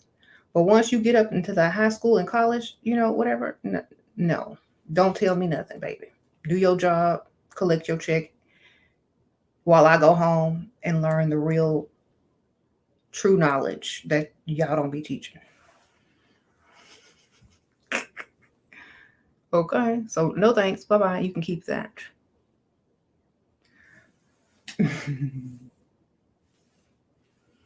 Don't need it. Don't want it. You can keep it. There are people that are making more money online than the professors at college are, who have, online, whatever, lessons, schools, videos, whatnot. So, I don't think so. You took trigonometry and you never used it. I don't think, how would you use it? Where would you use it at? Well, today I think I'm going to use that trigonometry. I paid a lot of money to learn it. So let me see. Could I use it on?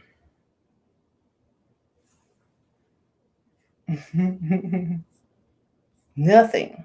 Darn it. Self-education gave you more than diploma. Mm-hmm.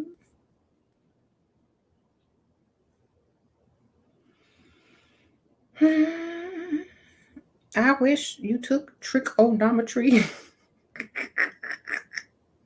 Yes, yeah. But at the same time, it is trigonometry.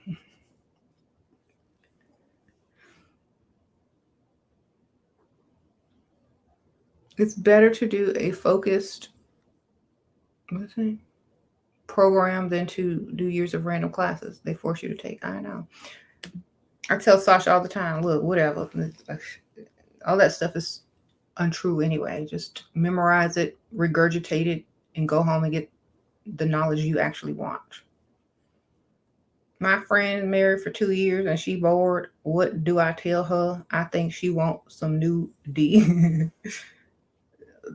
They don't. Why you trying to give it to her, person? A mess.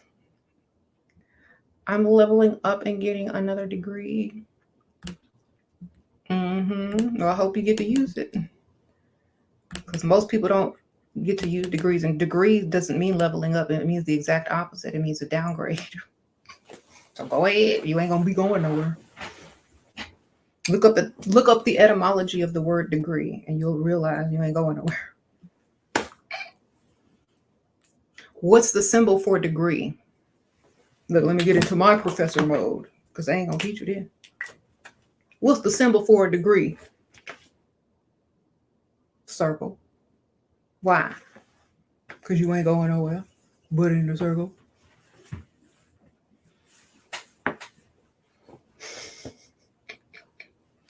D.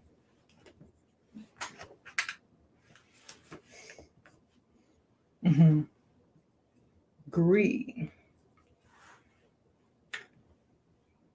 Day of gree.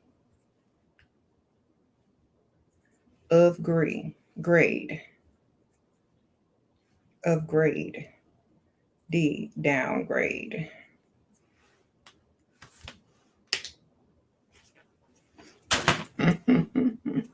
Good luck.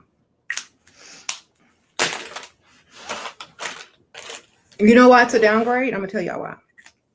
Because it takes away your imagination and your ability to create and think for yourself. Instead, you've memorized a bunch of stuff that somebody else created, and now you're just a walking carbon copy and a recorded device that repeats what someone already has done. That's why it's a downgrade. Literally, just like when people try to copy other YouTubers and say the same kind of crap with a different background and a different face. It's a downgrade because you could have been creating something original. You know, because it's already been done. It's not new. It's like you start talking like you memorized the book instead of having expression and having personality to whatever you're talking about. Do I have any nerd glasses? I don't know. Probably not. I bought some reading glasses the other day, but they're probably in my car. Because when I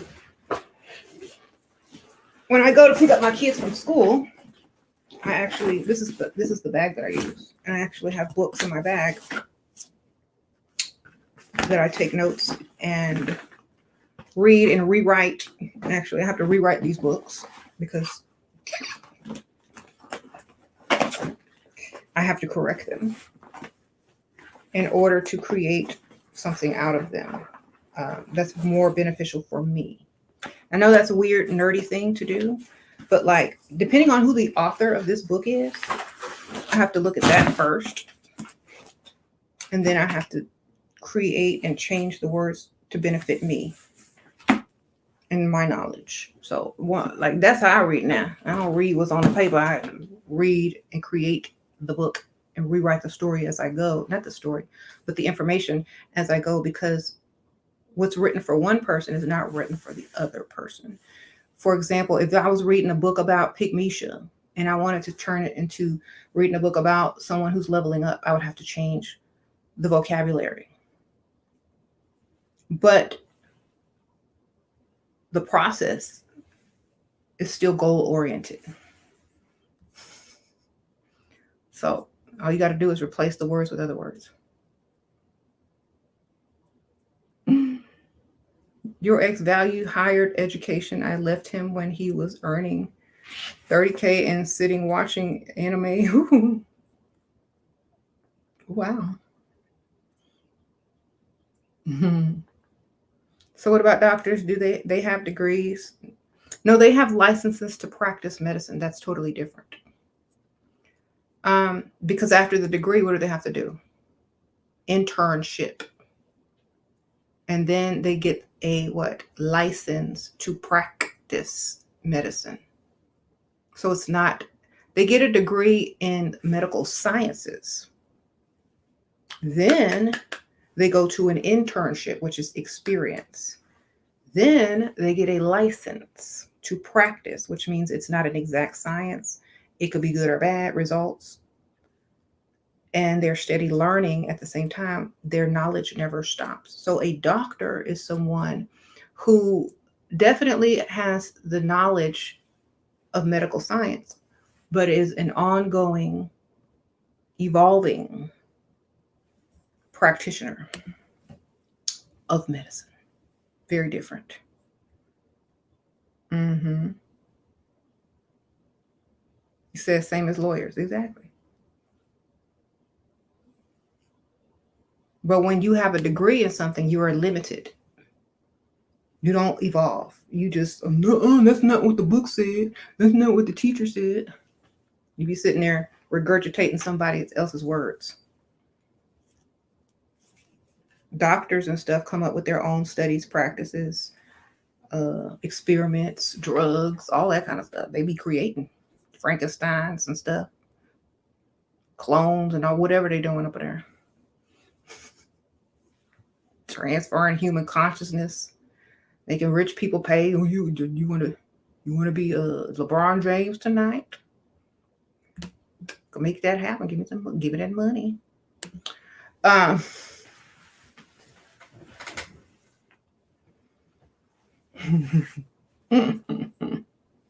What's the difference between hustle and business?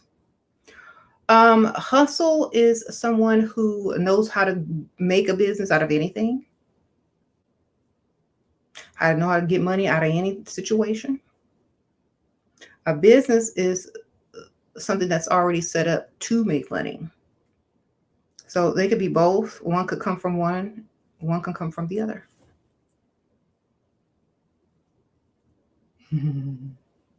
Does he like me because I remind him of himself? Perhaps. He didn't met his match, I guess. I don't know. You said Dr. Death. Mm-hmm.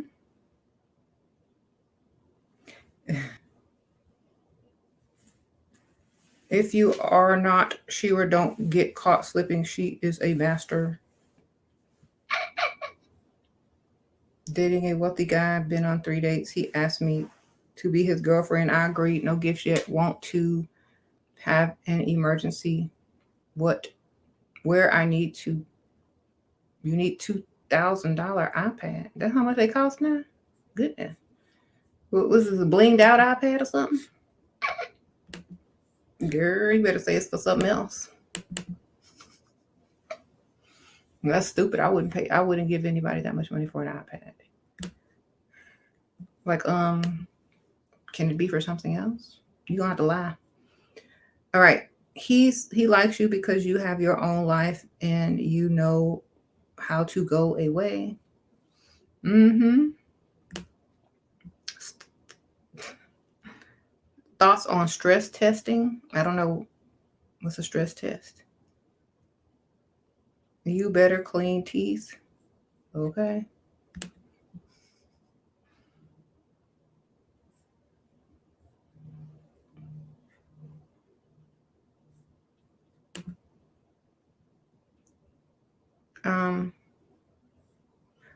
Depends on the mindset. Some people enjoy their work, feel productive, and everyone should do what they want to do. You need no one's approval if individuals choose to make a safe, legal living. Good. That's wonderful. Yeah.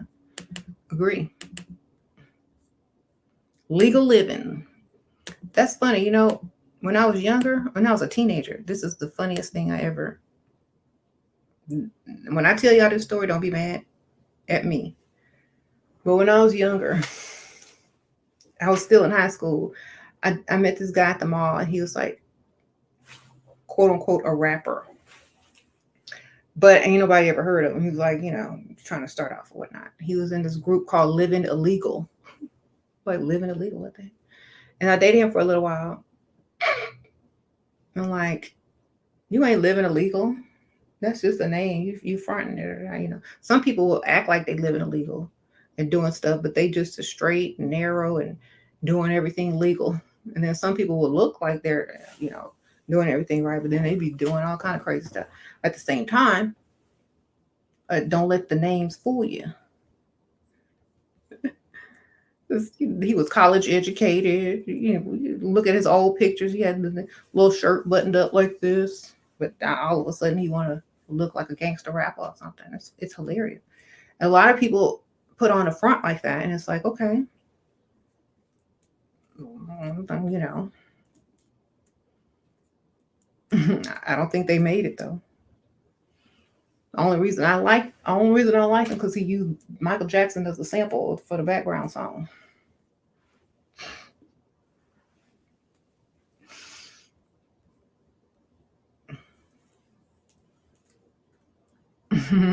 Why did I break up with him? I was in high school. You don't gonna marry the person you in high school with, or dating in high school. That was just, you said struggle rapper. You said, was it? No, but he was tall though.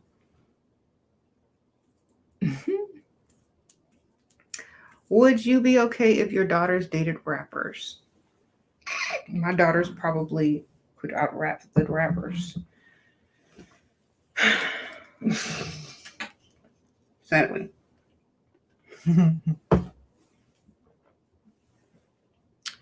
um,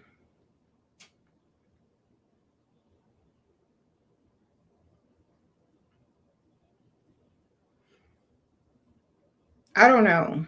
Like, I don't know. I don't. And they're not even talking about who they gonna date when they grow up.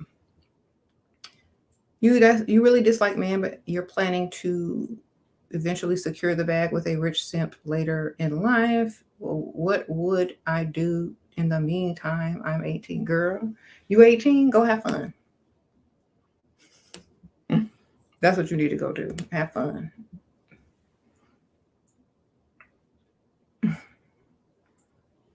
How to make him want to save you so he could what? Be a hero in his mind.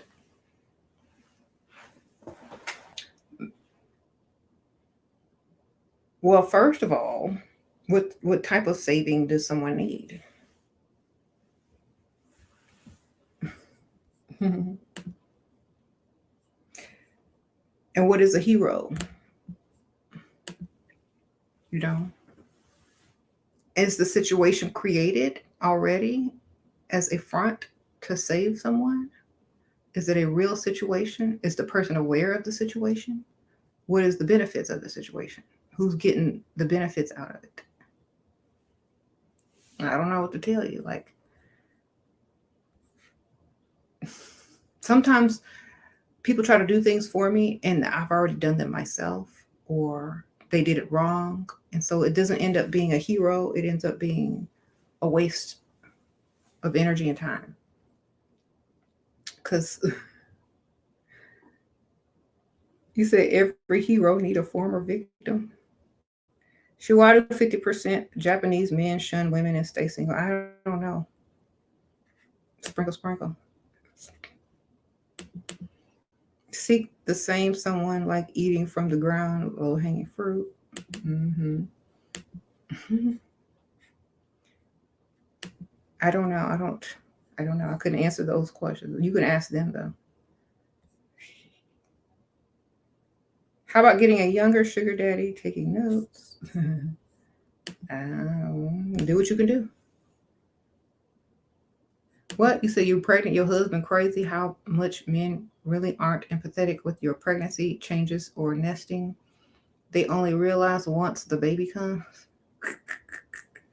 Girl, the truth about that, they don't care until the child is old enough to walk, talk, and have a grown conversation.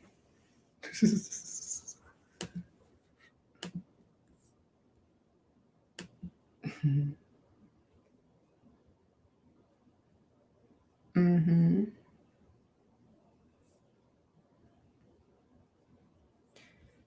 I'm poly, so I don't mind sharing your partner. Well,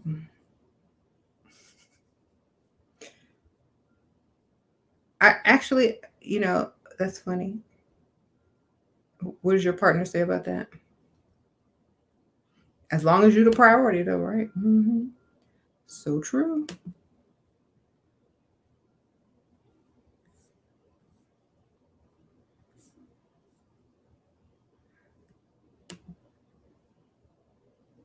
Yeah.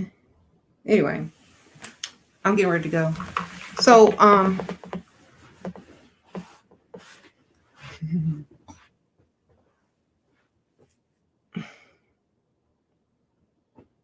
Gala said, your ex sugar daddy came back and you ready to get the bag part two?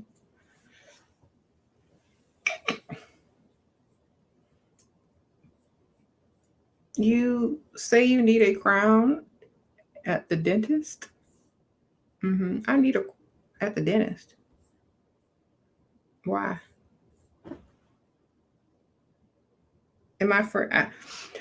Am I still friends with anybody? Honestly, I will say this.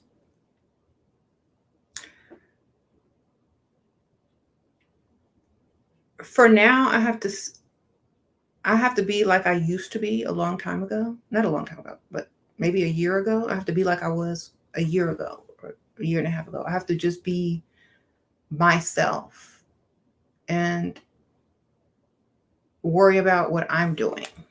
You know what I'm saying? Because that's when I was not involved in a lot of drama and issues, and I'm not saying anything against anybody. I'm just saying that's when it was easier. When there's less people involved, it's way easier, because sometimes people will try to pit other people against each other, and most of the time it's not even true.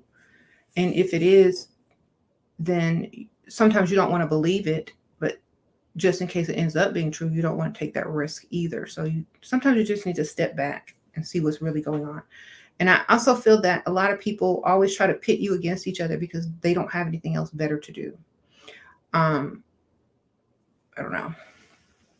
If you don't have nothing else better to do, I can start a list for you. I can make a list for you. Um,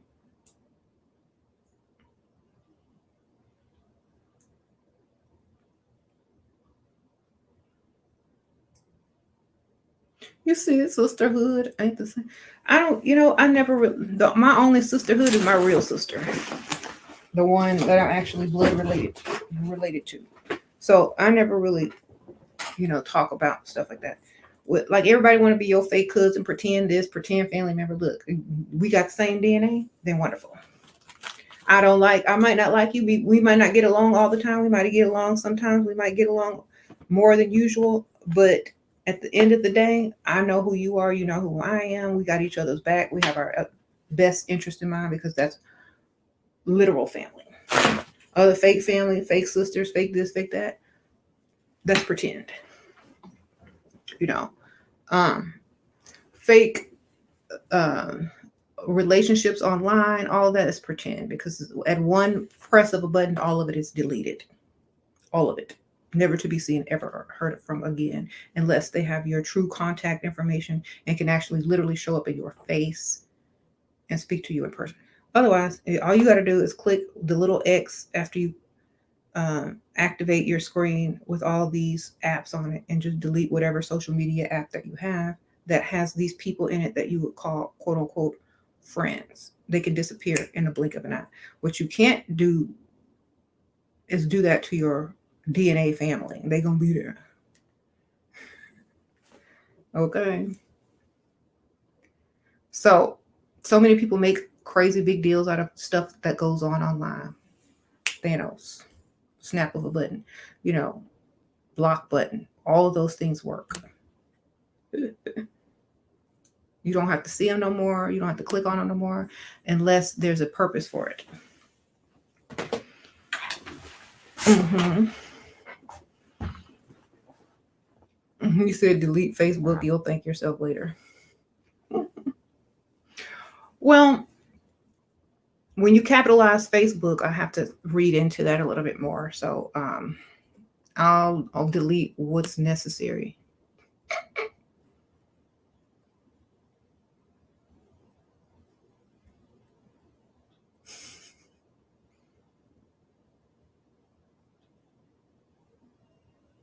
Like if you're making suggestions to me and I don't see no money, I don't know what to tell you.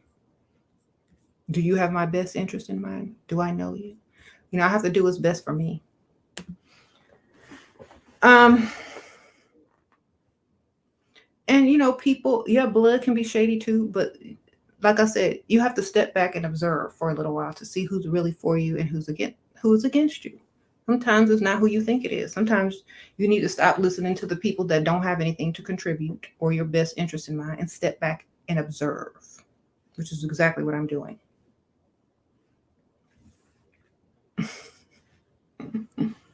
That's all you got to do. It's very simple.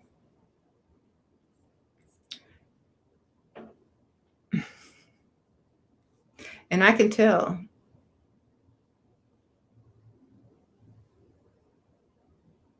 you know, people don't know everything about everybody just by seeing what's online.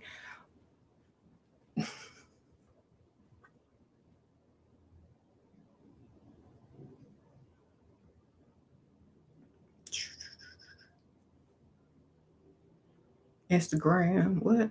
It's sad when you only for you. What's that? On. It's sad when you're only for you.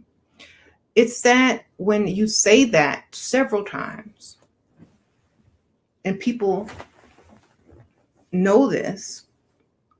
And the reason why you have to be only for you is because nobody else allows you to think and prove. They don't prove to you that they are also for you. Some of them do, and we know who they are. Some of them don't, and now we know who they are. But like I said, you have to sit back and observe to see these things.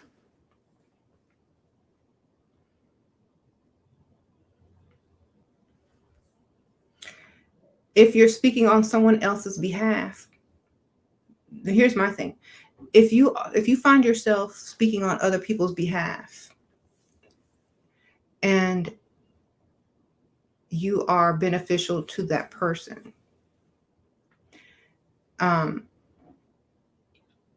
ask yourself one question. What are you getting out of it to speak on their behalf? And what will you get out of it for speaking on their behalf?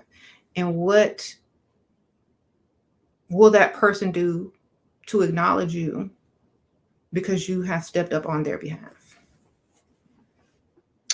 You know, will they tell you? Will they say, "Yeah, I saw what you did and I thank you for speaking on my behalf. So I will speak on your behalf."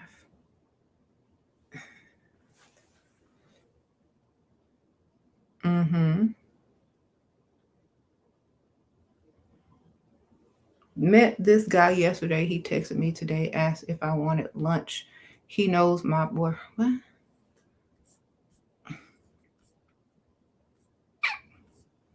I don't know. Mhm. Nope. Most will exploit if you advocate for them. In a relationship, what is the woman's real job? Do men really not care about our goals or just theirs? What do you think? I could tell you, but what you think?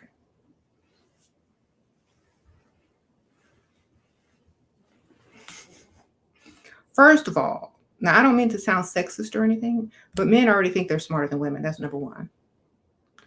Number two, they think they seek power, which means they're powerless. Number two, big mistake. Number three, they always try to take advantage, get over on women, or manipulate women. Now, all those are signs of weakness. And when they're recognized by a woman,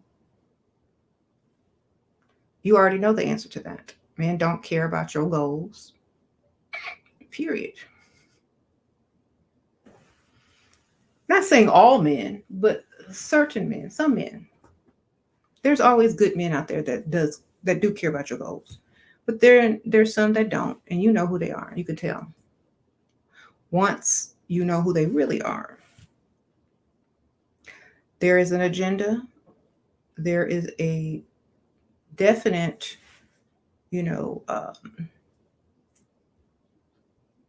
priority that they have for themselves or others over you.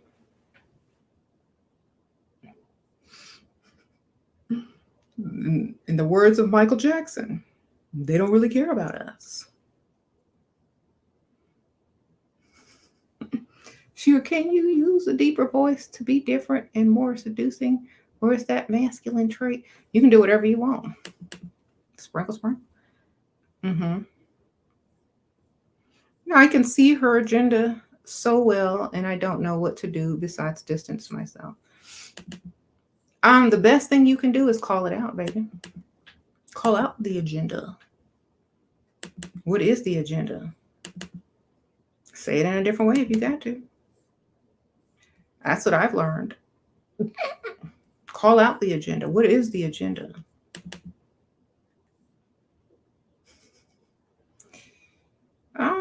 I didn't see your question, Brenda. So sorry. Hold on. What's the agenda? Call it out in a different way.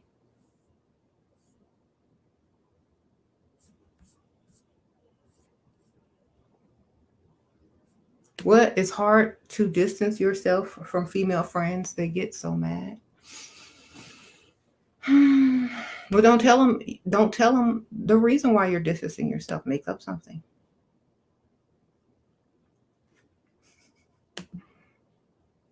You nicely cut him off. Vibe change. He apologized, offered to let him know if I ever want to meet, say hi after 3 weeks. Should I reach out? Did I jump ship too quick? I don't know. Girl, after all that time. Let me read that again. You nicely cut him off. That's so nice. Well, what are you getting out of it? If you nicely cut him off, what you getting out of it? Why should you go back?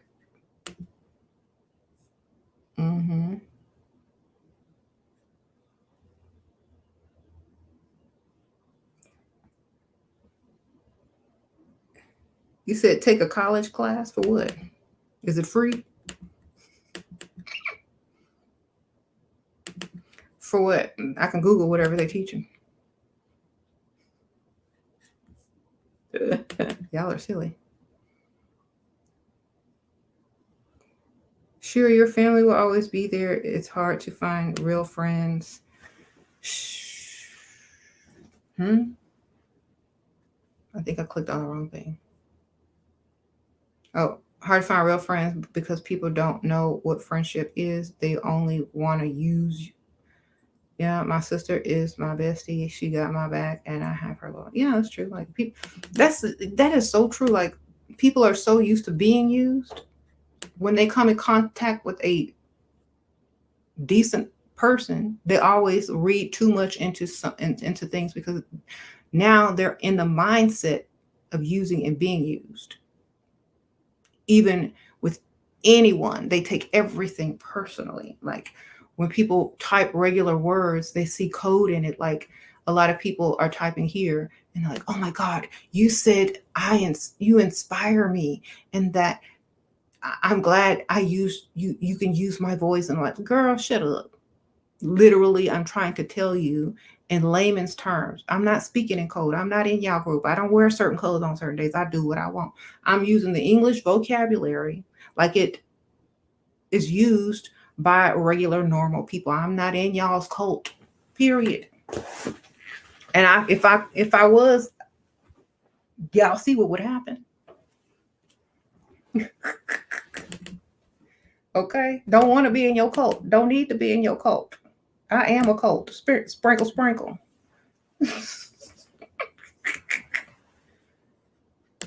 Think about that for 2 seconds. I'll talk in code because y'all are talking in code. If y'all weren't talking in code, we'd never talk in code. People will come on here and talking code to me, and I have no idea they're talking in code. And when I respond in layman's terms, not meaning anything in code, they take offense and think I was doing something or saying something slick or whatever. No, when I'm talking to you, if I'm on SheRaSeven channel, before all these crazy people came into my life, when I'm on SheRaSeven, I'm not talking code unless y'all talking code. When I'm on a Shira Star Goddess channel, I might be talking a little code, but not to no cult. Maybe explaining the etymology of something, but I'm not talking to anyone individually. Period. Okay, I don't see you. I don't know you. I don't care enough to talk to you in code. I might explain something of what it means, but I will never talk to you in code. Why? Because I don't care enough. Okay. He said, what cult? I don't know. Whatever cult that is. So when I speak to you, don't think that I'm speaking to you in slick terms if I just met you, because I don't know if you're talking in slick terms or not, unless I see these caps and some stupid words that I have had to learn now because people have mistaken my regular words as something other than what it was not. Yeah, universal. So if someone says, "Oh, you look amazing today," it doesn't mean the same thing anymore than it used to mean. Right? If someone says, "Oh, I see myself," da, da, da, da, "oh, I'm so inspired," those become words of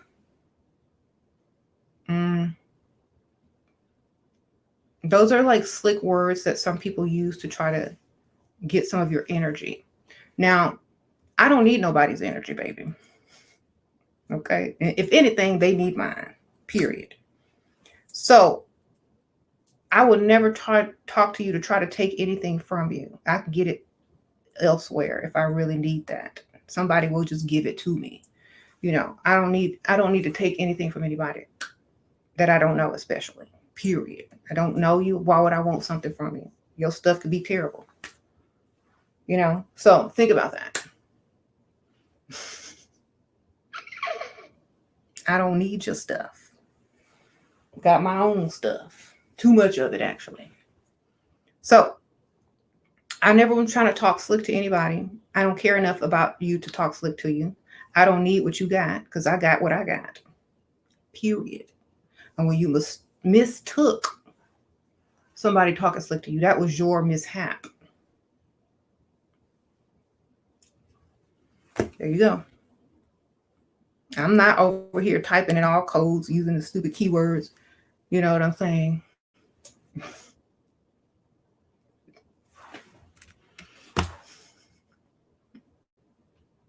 I understand that that's how y'all have to communicate in that quote unquote cult. And, to each their own. But for me, I'm not in a cult.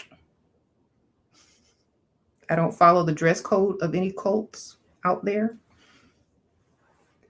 I have different spiritual paths as this quote unquote cult. And I'm more creative in how I conduct my life. You know what I'm saying? And I know people are like, some people are lost. Some people know what I'm talking about. Okay, there you go. I have to use code now because people like you, sir, and people who get confused. When I want to talk normal, I can't because of this. See?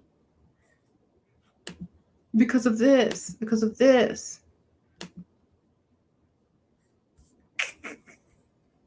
So here's the deal. I'm only going to talk normal to you. And if you think I'm saying other things, then that's all in your mind, not mine. And you can take it how you take it. I don't know. You said why? Why is being narcissistic good? I wouldn't say it's good or bad. I would say it's a technique in order to create a dynamic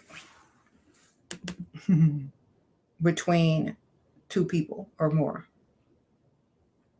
So if y'all have to talk slick to me and y'all feel like I'm doing something to y'all, I'm talking in layman's terms. I don't want to have to talk slick on this channel. I don't even want to talk slick on the other channel. I just want to do what I was doing before.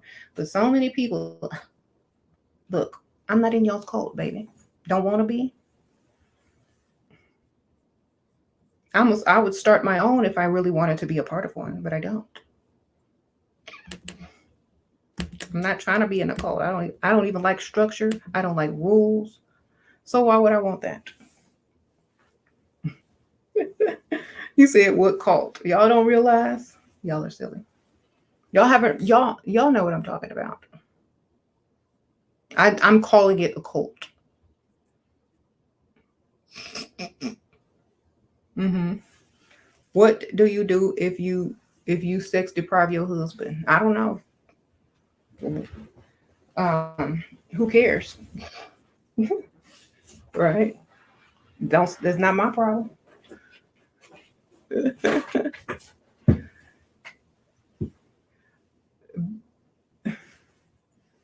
You said right. America is a cult. Everything a cult, I guess. Hmm. But see, I didn't approach myself. People approached me. Thank you, Booyah. Met a potential at the mall. He gave you a card. Turns out,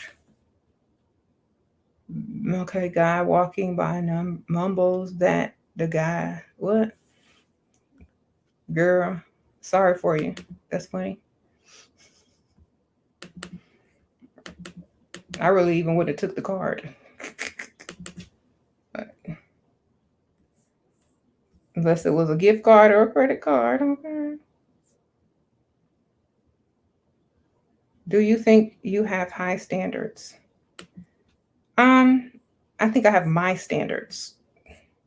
Depending on each person value of high, what high is. You know what I'm saying? There's a difference. Because high standards for me could be low standards for someone else. Low standards for someone else could be high standards for someone else. So it just depends. You said sorry for you.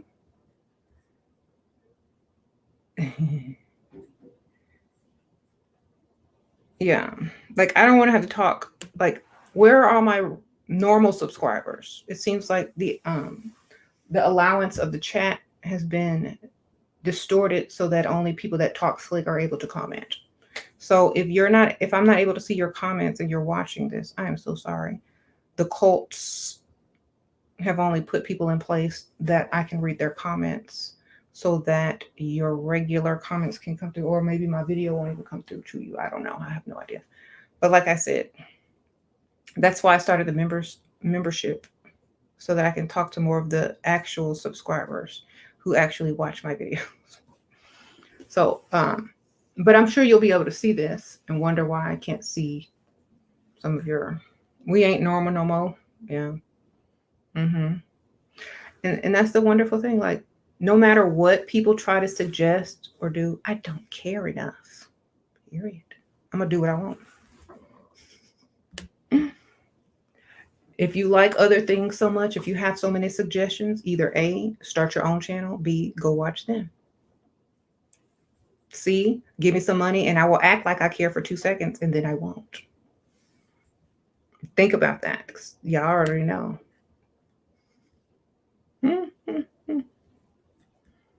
To my real subscribers who actually don't know anything about any of this stuff that these weirdos and the cults are posting, I will tell you this. Stay who you are. Don't take suggestions from people that you would not trade lives with.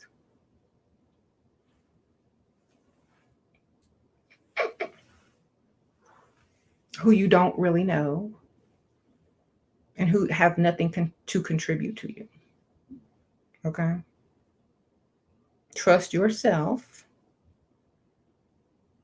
and your natural instinct to observe people, especially men, some women, like if you have a friend or whatever, observe them. Did they push themselves on you in some sort of way socially? Are they too nice? Are they doing too much? Think about it. I got checks that I haven't even cashed yet from people that I didn't dealt with online. Look, I don't need them checks, baby. Y'all can keep them.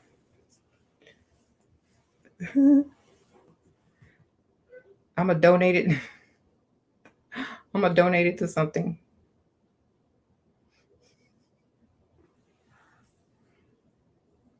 The victims of cult related whatever.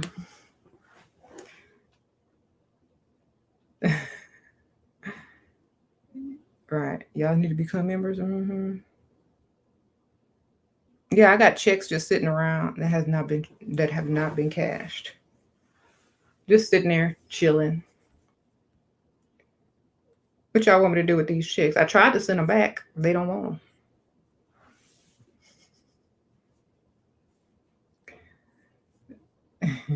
Maybe I'll just send them back. Don't ask. Just mail them back. I better cash them checks. I don't need them checks. That's the point. Is here's the thing. If I don't trust you enough, I'm not cashing your check. I ain't depositing your check in no type of account with my name on it. Period. I don't care how much the check is. If I don't trust you, I don't trust your check.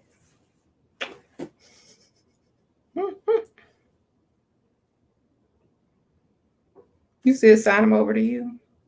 I was gonna sign them over to James.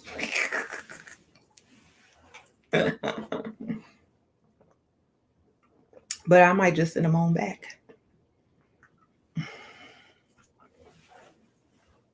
You said burn them checks?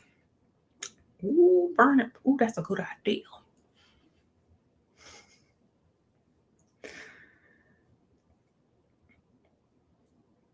Maybe I will on the other channel. Just people gonna be mad. Oh, that's money. I could feed my children with that. They're gonna be mad. They would be mad if I did that. She's a narcissist. She's burning money. I just won't cash them. They'll just sit there. All right, I'm gonna see y'all later. I gotta go.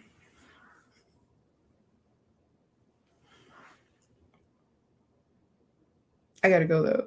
I'll figure out what to do. Y'all tell me what to do with them checks and permanent comments, and we'll see. Whichever one I decide to do, we'll see. But I know if I burn them, people will be too mad. Donate to charity. If I find, give me some charities to donate to that will counteract the distrust.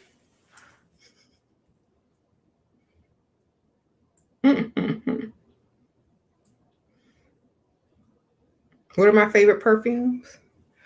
My favorite perfumes are I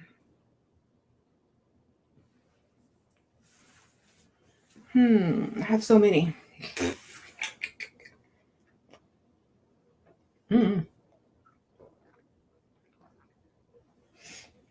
They change during the seasons.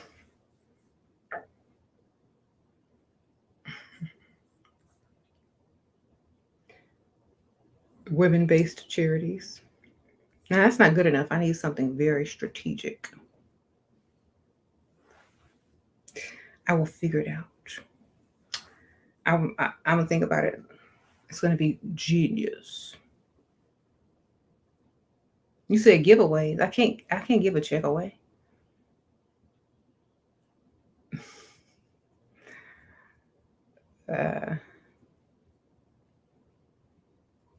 Tearing it up is nicer than burning it. Maybe I'll tear it up. All right, I'll see y'all later. Bye.